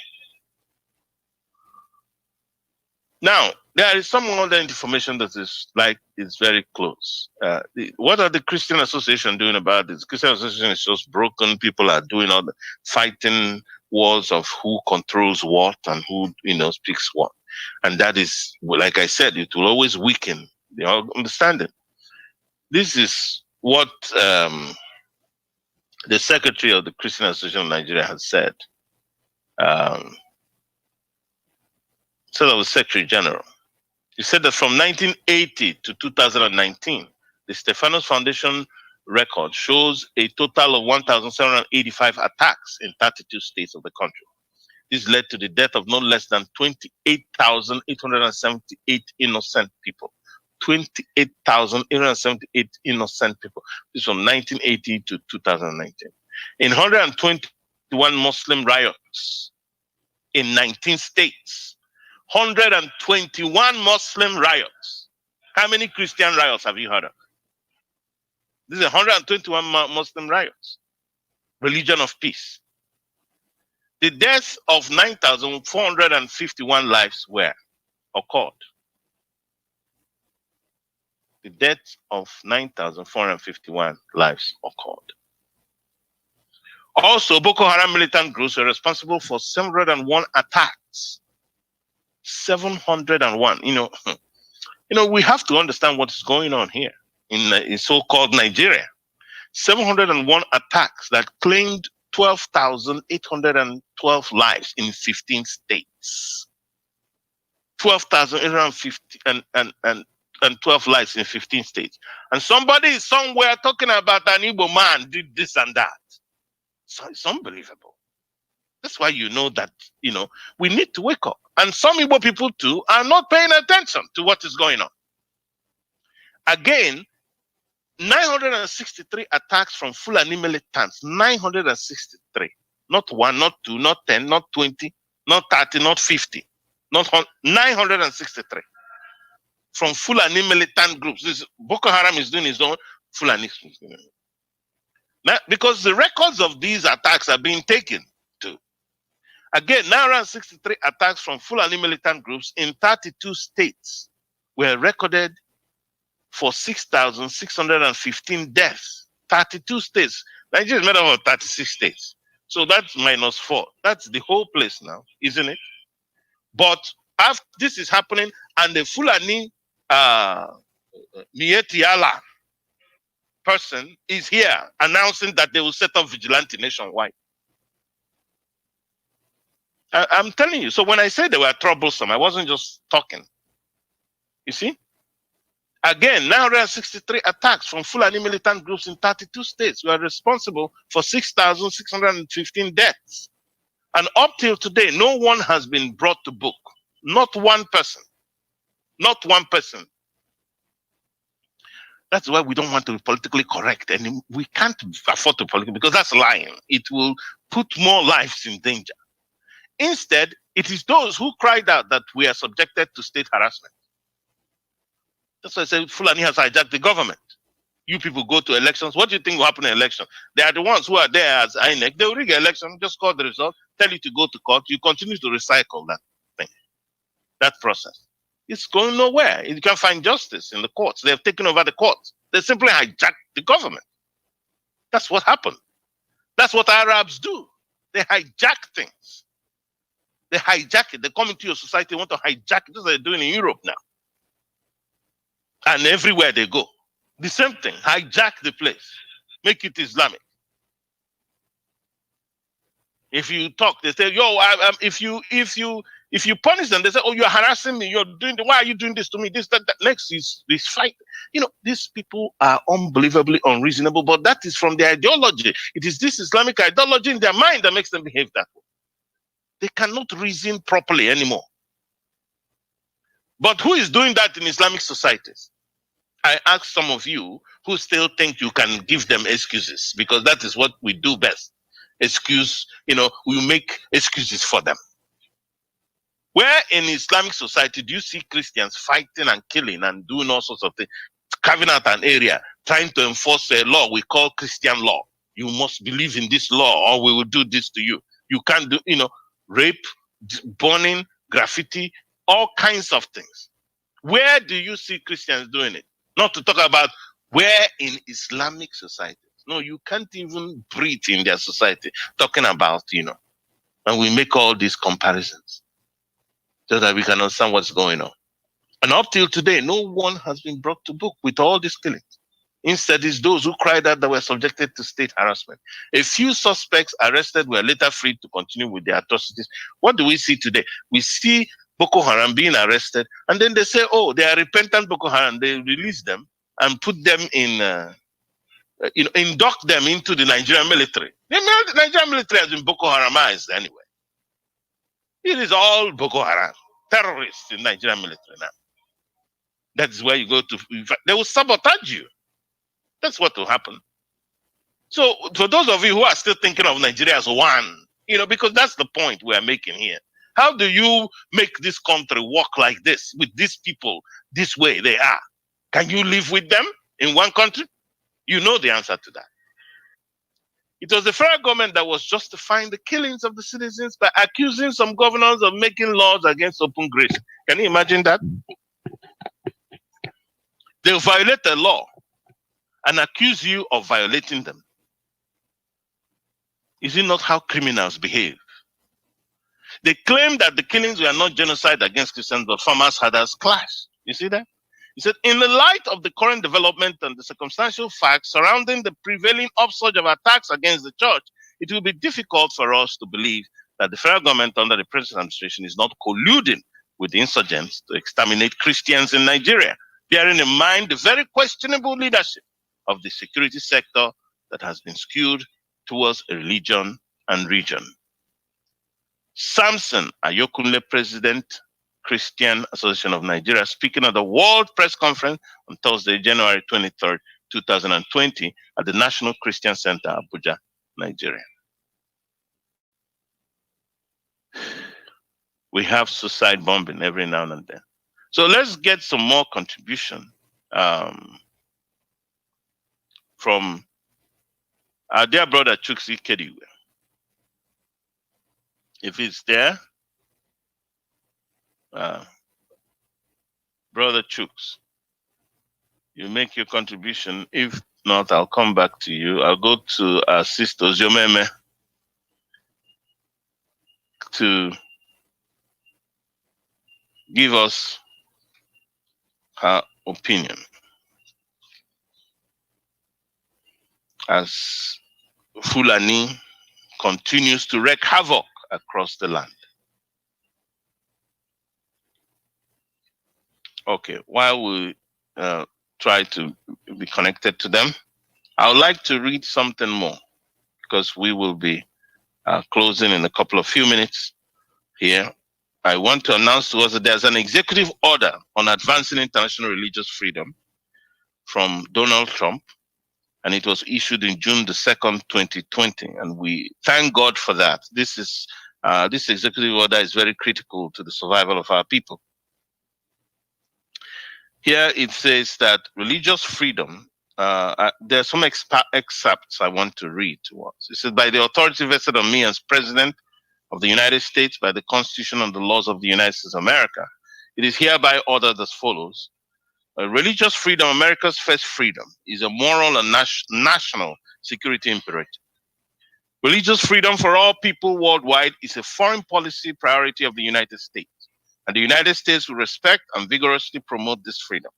As stated in the 2017 National Security Strategy, our founders understood religious freedom not as a creation of the state, but as a gift of God to every person, and a right that is fundamental for the flourishing of our society.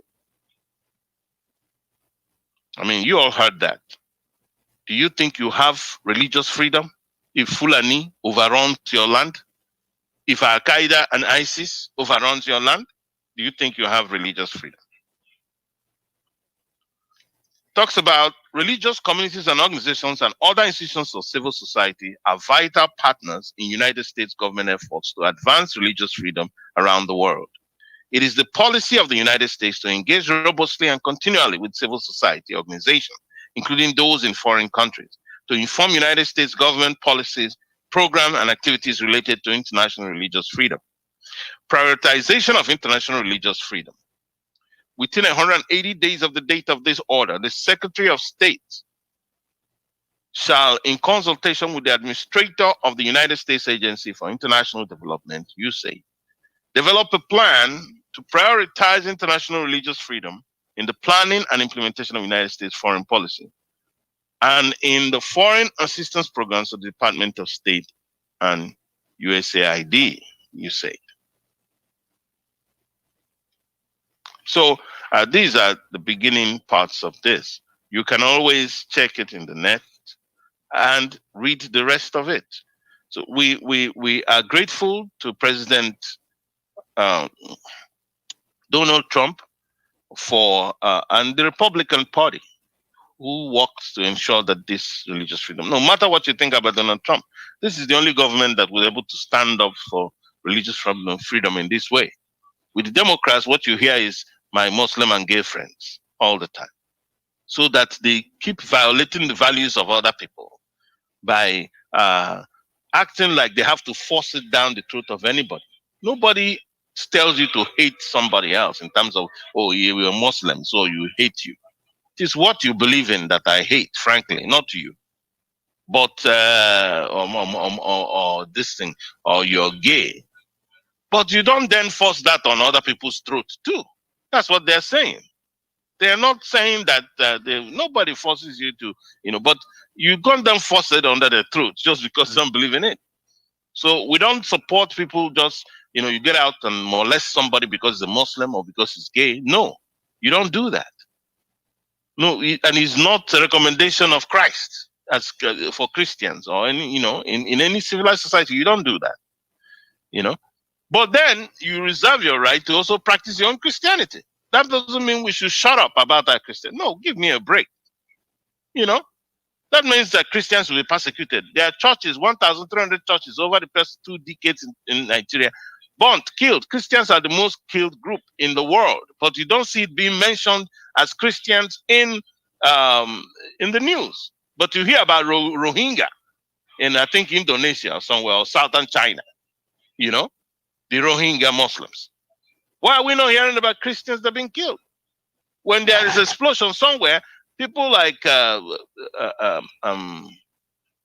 former president of the United States, Obama, will or Clinton will say, well, that it was Easter worshippers. Where they call them worshippers. They call them Christians. It's only Muslims that kill Muslims. So you can see that there is something is wrong here. People need to stand up for their religious faith. And here they're telling you about religious freedom. Let me read what it says here again. Religious freedom, America's first freedom. America's first freedom is a moral and national security imperative. Religious freedom for all people worldwide is a foreign policy priority of the United States, and the United States will respect and vigorously promote this freedom. As stated in the 2017 National Security Strategy, our founders understood religious freedom not as a creation of the state, but a gift of God to every person and a right that is fundamental for the flourishing of our society. In other words, it's inalienable right to others, which must be respected. So we thank President Donald Trump for this presidential order on advancing international religious freedom. And I hope that the United States can do more, because the advancement of these Islamic jihadists, it eventually come down to the south. It's already down in the south of Nigeria. We see that they're operating there. And even the resources and investments of foreign governments will be affected terribly once they take over. It's like when ISIS came up in Iraq, what we saw that happened there. When they take over, that's it. Religious freedom is gone. So I use this opportunity to urge the United States government to please pay attention to what is happening in Nigeria, where you have the 4 most deadliest terror organizations. They need help. At the end of the day, when that place is destabilized, it begins to affect everybody, and will affect the West African sub-region so adversely. So the help of the United States will go a long way into circumventing this impending catastrophe. I don't know if you're there. I would like some more contributions before we round up today's broadcast from our panelists.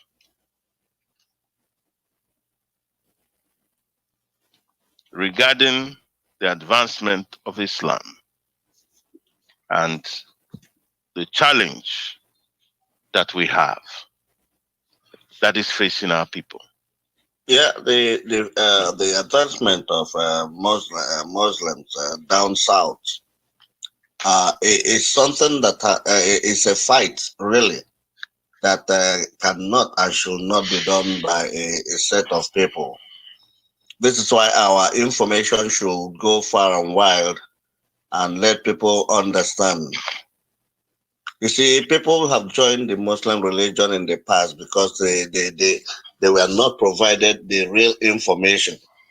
Honestly, the moment you just have time, a little bit of time, and read and make a comparison between the Muslim religion and the Christian religion and the other religions, you find out that if the Muslim religion is evil, a religion that will force itself on you is either you take it or they kill you. What kind of religion is this? These are the things we just have to be emphasizing. Let them come on the limelight at all times. All right? Let us in Nigeria, where we have been forced to be we've been forced to stay. This thing must be spread all the time to the children, to the youth, to some of these people. When you see like people like what's his name, Ojo Zokalo, Akpabio, what's his name, the governor of Imo State. I mean, I look at these men as men that have sold their souls. They are shameless. They are not worthy to be leaders. The youth must know these things so that they know that what they are doing is wrong. And when you check, these are the liars. All these leaders, they are the ones who are perpetual liars. They are thieves and robbers. They are the ones that will eat the money that has been appropriated for the poor people. But they will eat these monies with impunity, without shame. That's what Islam does for you. And Islam is very good at they give you this money, convert you to Muslim religion, and when they must have finished using you, they spit you out. People must know this. So as far as I'm concerned, we have done some thorough work on the Muslim religion today. We'll just continue spreading the news far and wide. It's going to be to the betterment of everybody because we want a situation, a state of truthfulness. That's all we're going to. There's nothing much to say about that. Fulanis are the enemies of Nigeria. They have the Fulani nationality movement. And yet Allah has had the guts talking about having their own vigilante groups in the 36 states of the nation. Why must it be allowed to stand? The youth of all these states should do something about it. If whatever is going, well, let me not go that far to what I wanted to say. Let me not go that far. But each of the vigilante groups must be alert and begin taking advantage of their position because they know the territory. We know, yes, the Fulanis, most of them have known our land more. That's okay. But it is still our land. They're in a better position to do what they have to do. They don't have to announce anything to everybody, what they have done. Take care of business and let us keep on going until appropriate time. We know that these people have virtually our treasury under their control. They have virtually our armory under their control. In terms of the security apparatus, of about 17 security chiefs, 16 of them are Fulanis. So don't you see that really they have cunningly taken over the whole of our land, taken over the whole of our resources, and given pittance to our people. And those of them that are gluten infested in human beings, they take these things and do their biddings. It's a shame. But those of us in this Radio Biafra International, we are going to do what we have to do to spread the word. We know that we are limited in cash now, to have our relays spread out the way we had planned it initially, but God Almighty will help us. When we live by example and people see what we are doing on the radio, they will gradually be coming. Let us just make this a radio relays. Let it reach far and wide, because so many people are calling me, asking this. And I say, listen first to our radio. We want you to come based on the fact that you are coming down in our area to listen to truth. Okay, and the truth is that the Fulanis, I will keep on repeating it. Fulanis, let everybody understand them that they are the problems, not the Hausas. Because I constantly try to correct people when they say Hausa. I said, no, it's not the Hausas. The Hausas are in the same predicament like every other persons in Nigeria. But the problem is Fulanis. Let us not make mistakes about them. And they call it the Fulanis. They are very good. For example, as we are trying to build alliance with the Middle Belt people, because so many things are happening behind the scene, they try to confuse them back. If you could remember, there was a time that Juma was talking about everybody has to carry arms to challenge them. But it's like almost lately, is it that he is afraid or what? Okay, because what comes out of our mouth helps a lot. That is part of the psychological warfare. It's propaganda. If you all don't know, we have to use it. And ours is that propaganda of truth, not of falsehood. So that's the little things I would just have to contribute in this situation regarding the Fulanis and the Muslim religion. I think that should be enough if we can be repeating this and propagating them. Yeah. If we continuously provide the concrete information about this, people will start thinking twice. Thank you very much, Mazi.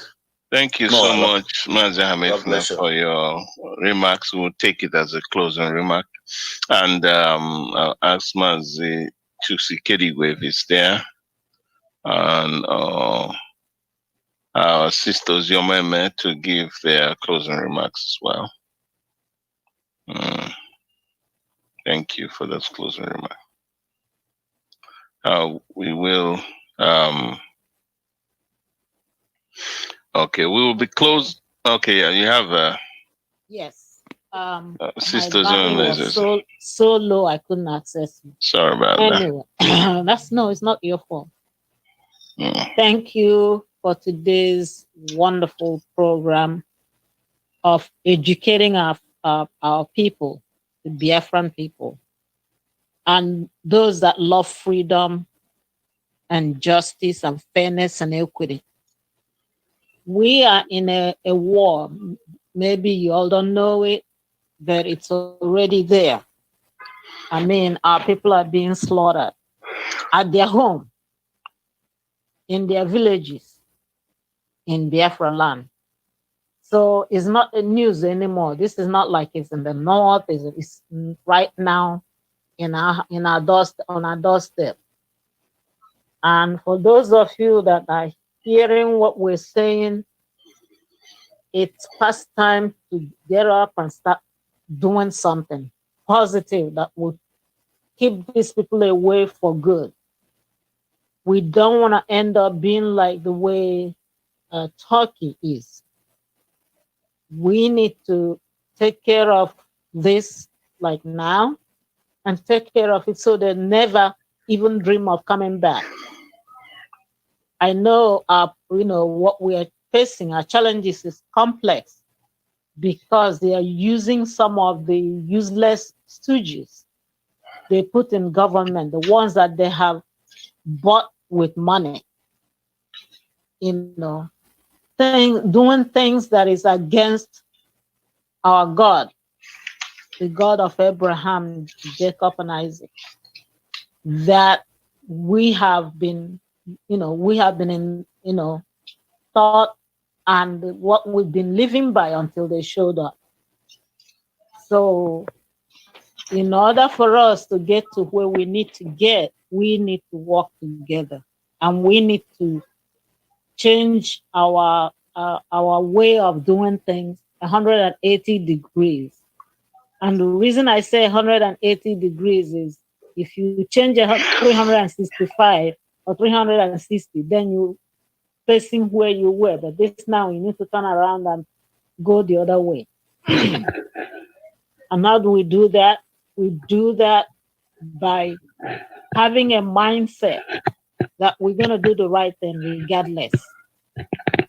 regardless what the result is. We are going to do the right thing, because the Fulani, not the Hausas, the Fulanis have taken over everything. And we all have to work together in order to get that back on our side. Whatever we need to do, that's what we have to do. Go to your town meetings, if there's anything like that, your age group meetings, your friends in Biafra land, tell them about this radio station if they're not listening to it already. And then start training yourself to have that mindset that Biafra is coming and will be here.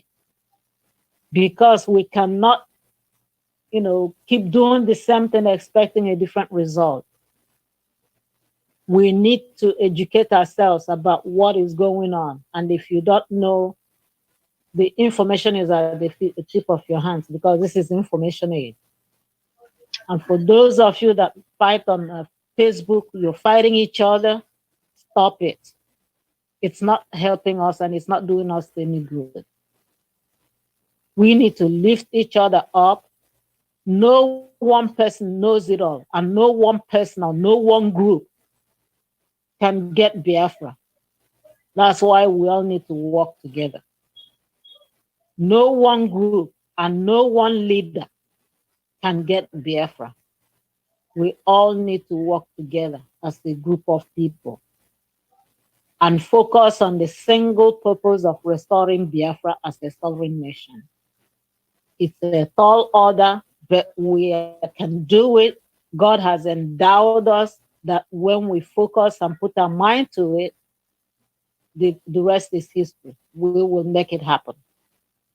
If we survived in Biafra, during the Biafra war for 3 years, we can do anything we set our mind to. We just have to set our mind to it. So I thank you all. I love you all. Let's continue marching until we win, because that's what we need to do for ourselves, for our children, and for our grandchildren and great-grandchildren to come.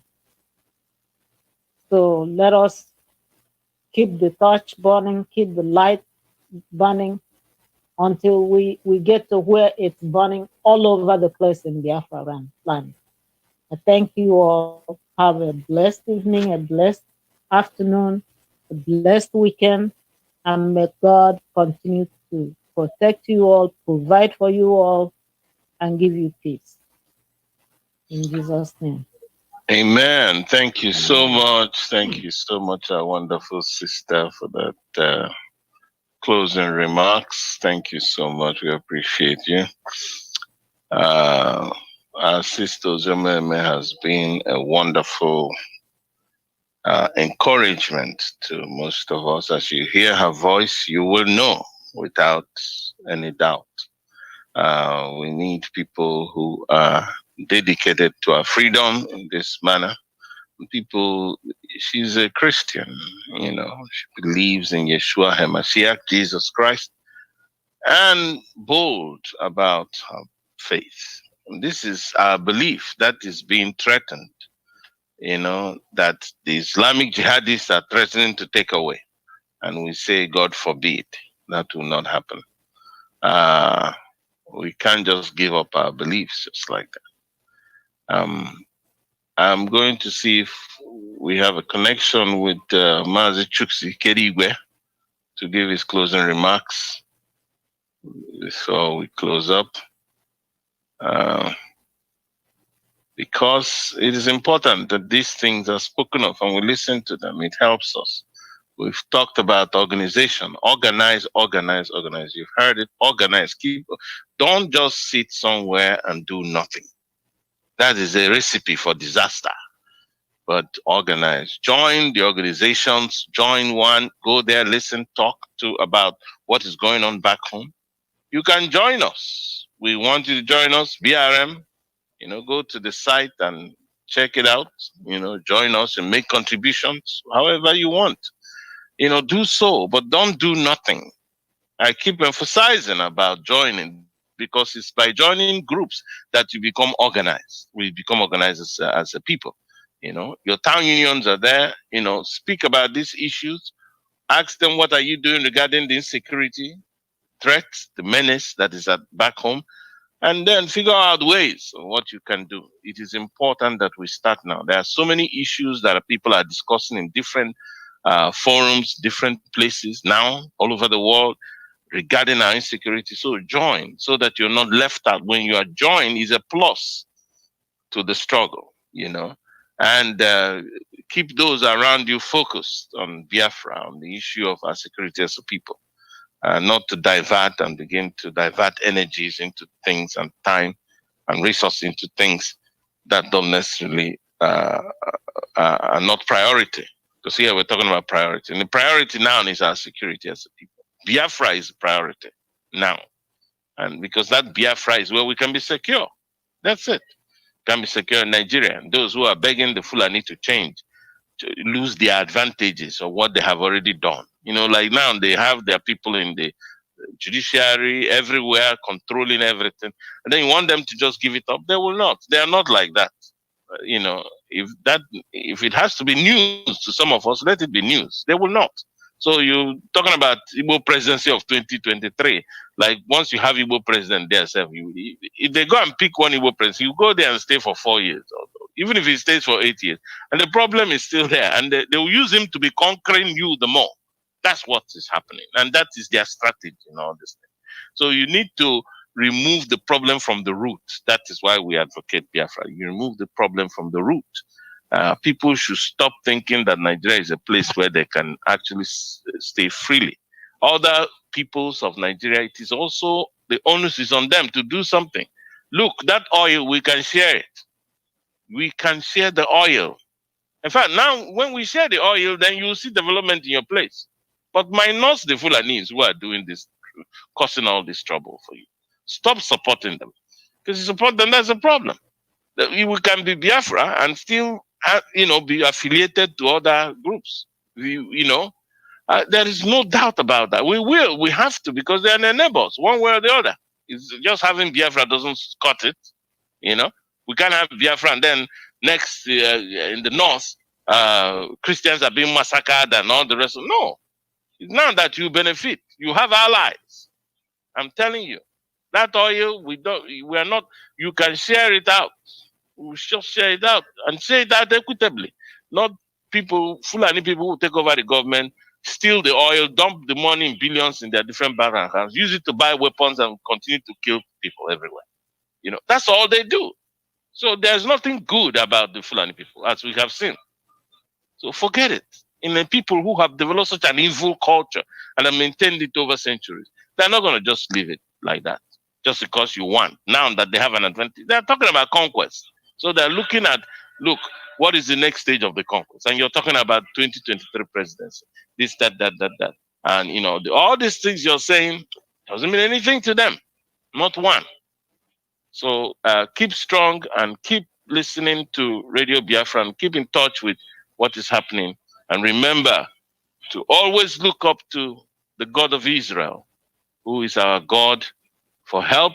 That's why we pray. Pray means that you're humble enough to acknowledge that you are not your own, you didn't keep yourself alive, that is God that's kept you alive, and that your salvation is in his hands. And it's very important that we understand that, no matter where we are. When we understand that, we practice that prayer and hand things over to him, we will succeed. And I don't mean it in the sense that people will think, because we are Christians, we cannot fight a war. Christians do fight a war. Look at all the wars for the world. There are Christians there. So, forget all those things they are telling you. But when you fight, even if it comes to that, God can be with you. That is the most important thing. Thank you very much. God bless you for listening. And till we meet again, from me, Odimoalo, it is good day.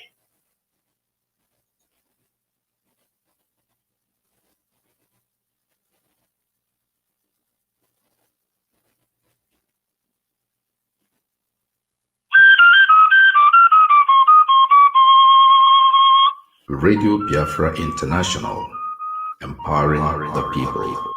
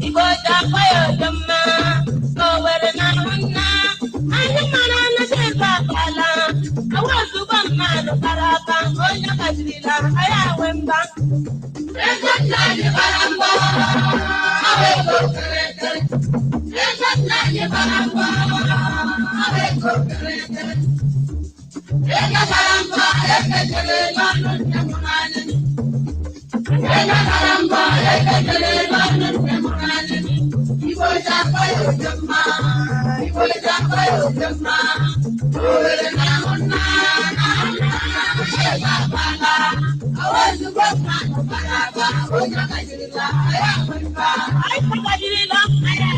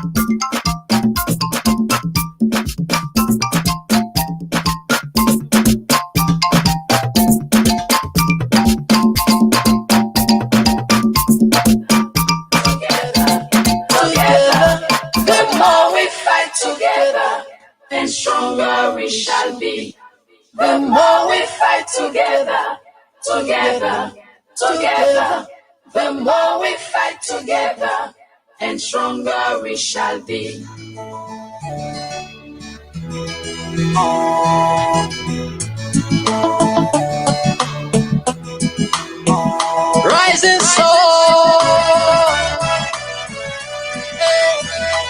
rising sun.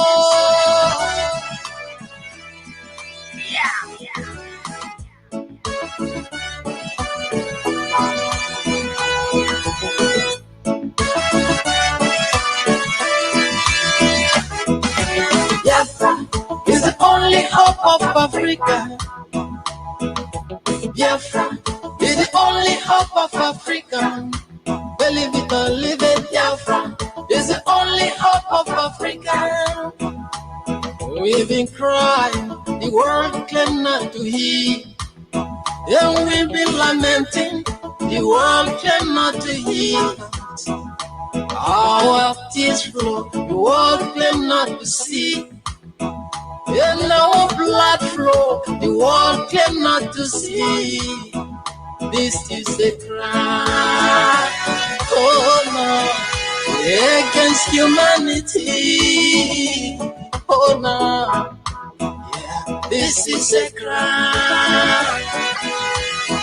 Eritrea spoke out, they were given independence. South Sudan spoke, they were given independence. Namibia spoke, they were given independence. Give me the reason my people got to be neglected. Give me the reason my people got to be rejected. Give me the reason our freedom got to be a crime. Give me the reason our own freedom got to be denied. Hey, Biafra, African. I tell you what, Biafra is the only hope of Africa. Biafra is the only hope of Africa. Believe it or leave it. Oh no. Whoa.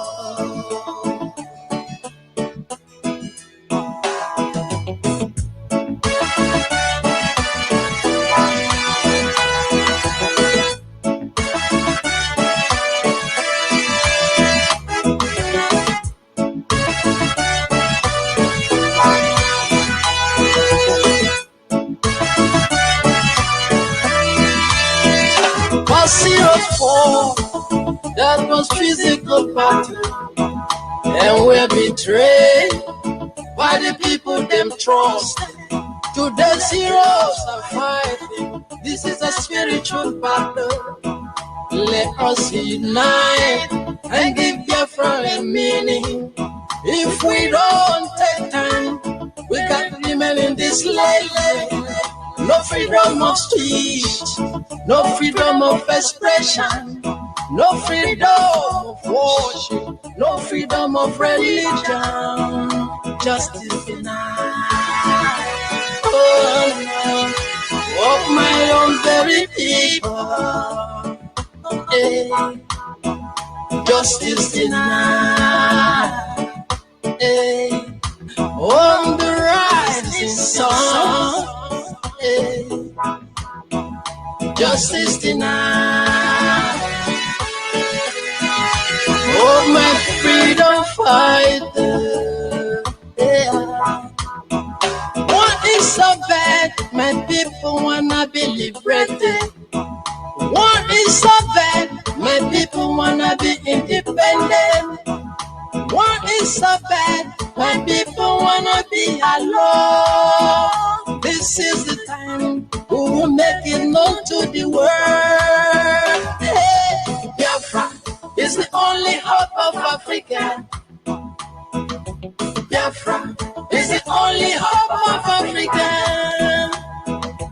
Biafra is the only hope of Africa. I tell you what, Biafra is the only hope of Africa. Hospitality, positive, education, positive, economic, positive, hospitality. I tell you what, positive. Biafra is the only hope of Africa. Biafra is the only hope of Africans. I tell you what, Biafra is the only hope of Africa. Hey, Biafra is the only hope of Africa. My people will cry. Biafrans will cry. From a broken soul, we keep walking down the road. They killed our mothers, fathers, and our sons. We are light, we are the lights of the world. We come from the land of the rising sun. Every single day we keep rising up. No matter what they do, we are never giving up. This is my message to the world. Embrace Biafra. Embrace redemption. We shall win in the end. This is my message to the world. Embrace our freedom. Embrace our victory. We shall win in the end. We are stars, we are the greatest stars. No matter where we go, we rise to the sky. All around the world, we see greatness in the sight. Every day and night, we struggle for our lives. We are one, we are the chosen ones. Chukwokike is the one to give us victory. Bring us back to the land flowing with milk and honey, breaking all the chains and pain of slavery. This is my message to the world. Embrace Biafra. Embrace redemption. We shall win in the end. This is my message to the world. Embrace our freedom. Embrace our victory. We shall win in the end. This is my message to the world. We are coming, we are coming, we are not alone. We are fighting, fighting with the power of love. Forever and ever we shall reign in the world. This is my message to the world. Embrace Biafra. Embrace Biafra. Embrace Embrace redemption. redemption. We shall win in the end. We shall win in the end. This is my message to the world. This is my message to the world. Embrace our freedom. Embrace our freedom. Embrace our victory. Embrace our victory. We shall win in the end.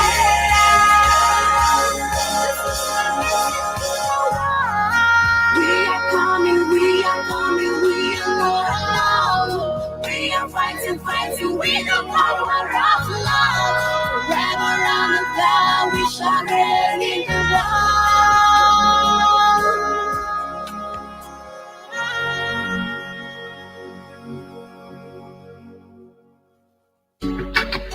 Yes, this is not an account.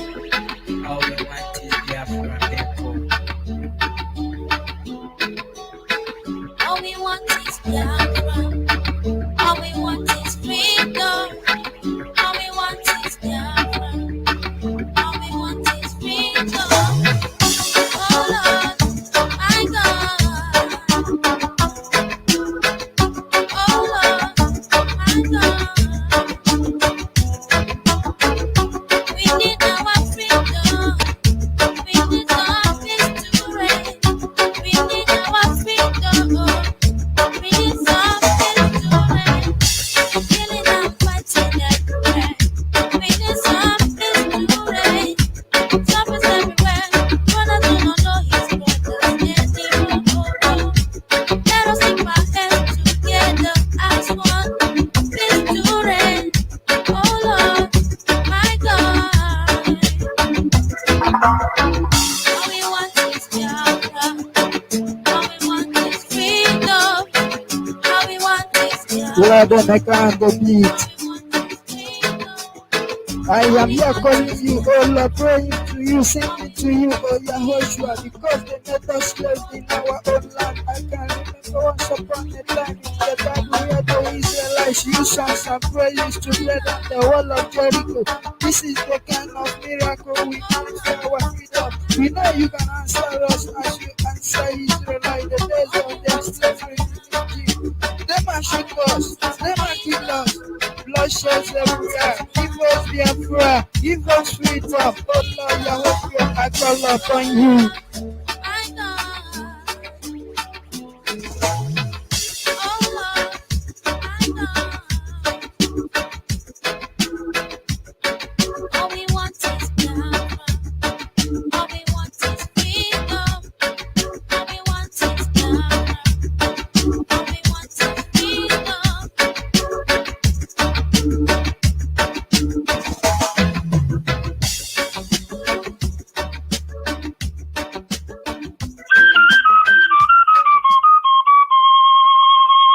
Radio Biafra International, empowering the people.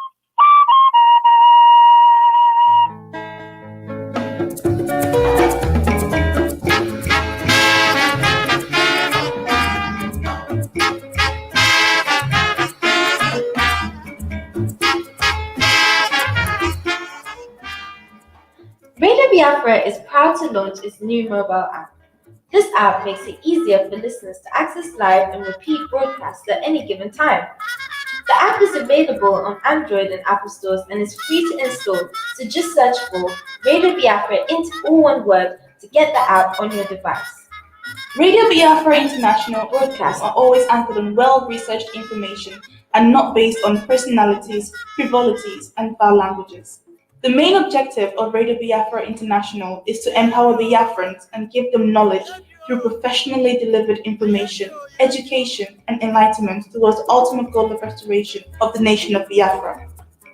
So don't forget, Radio Biafra into all one word. And join us during our podcasts, and you'll be glad you did.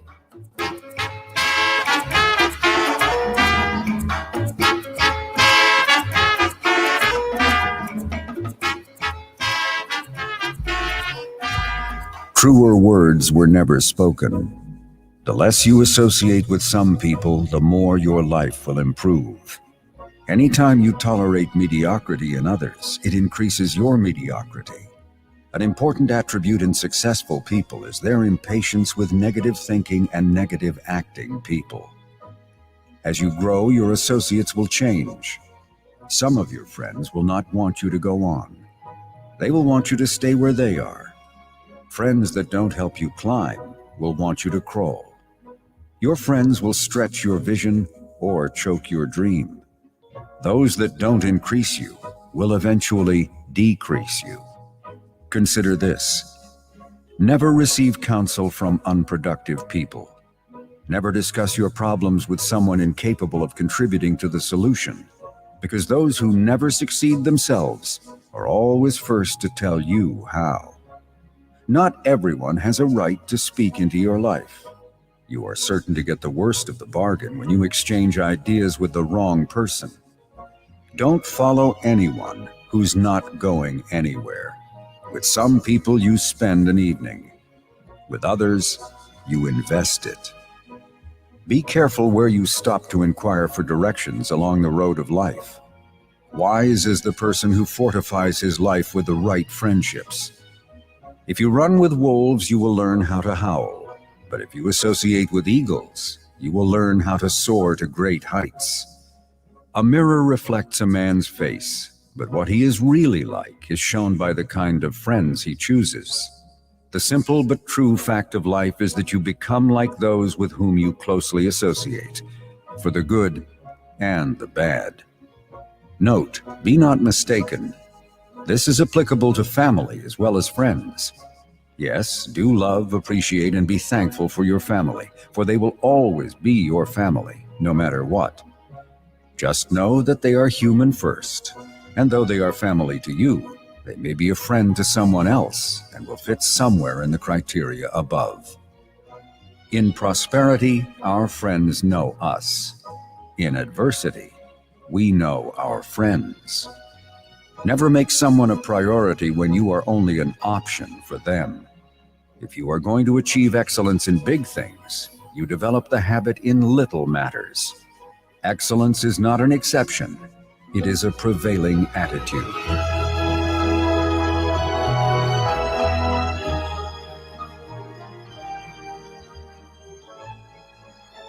When I get excited and my heart's delighted and the spirit comes over me, I know there is no doubt you're gonna hear me shout, I'm feeling the victory.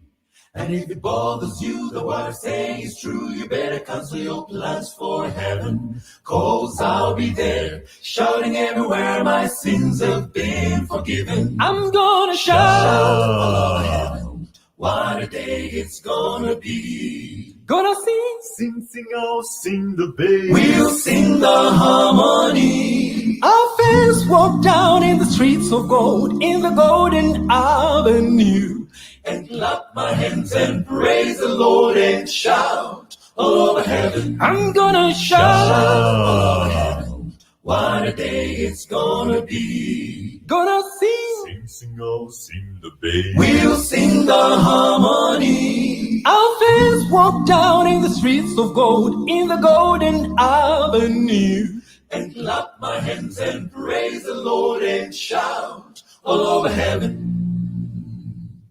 When I hear the word and my heart is stirred, a tear of joy comes to my eyes. It doesn't bother me if the tears you see are happy man am I. I know the Lord above is looking down in love. He's watching everything I do. And some sweet day I'll be shouting everywhere while sailing through the blue. I'm gonna shout all over heaven. What a day it's gonna be. Gonna sing, I'll sing the bass. We'll sing the harmony. I'll first walk down in the streets of gold in the golden avenue. And clap my hands and praise the Lord and shout all over heaven. I'm gonna shout all over heaven. What a day it's gonna be. Gonna sing, I'll sing the bass. We'll sing the harmony. I'll first walk down in the streets of gold in the golden avenue. And clap my hands and praise the Lord and shout all over heaven. I'm gonna shout all over heaven. What a day it's gonna be. Gonna sing. We'll sing the harmony. I'll first walk down in the streets of gold and the golden avenue. And clap my hands and praise the Lord and shout.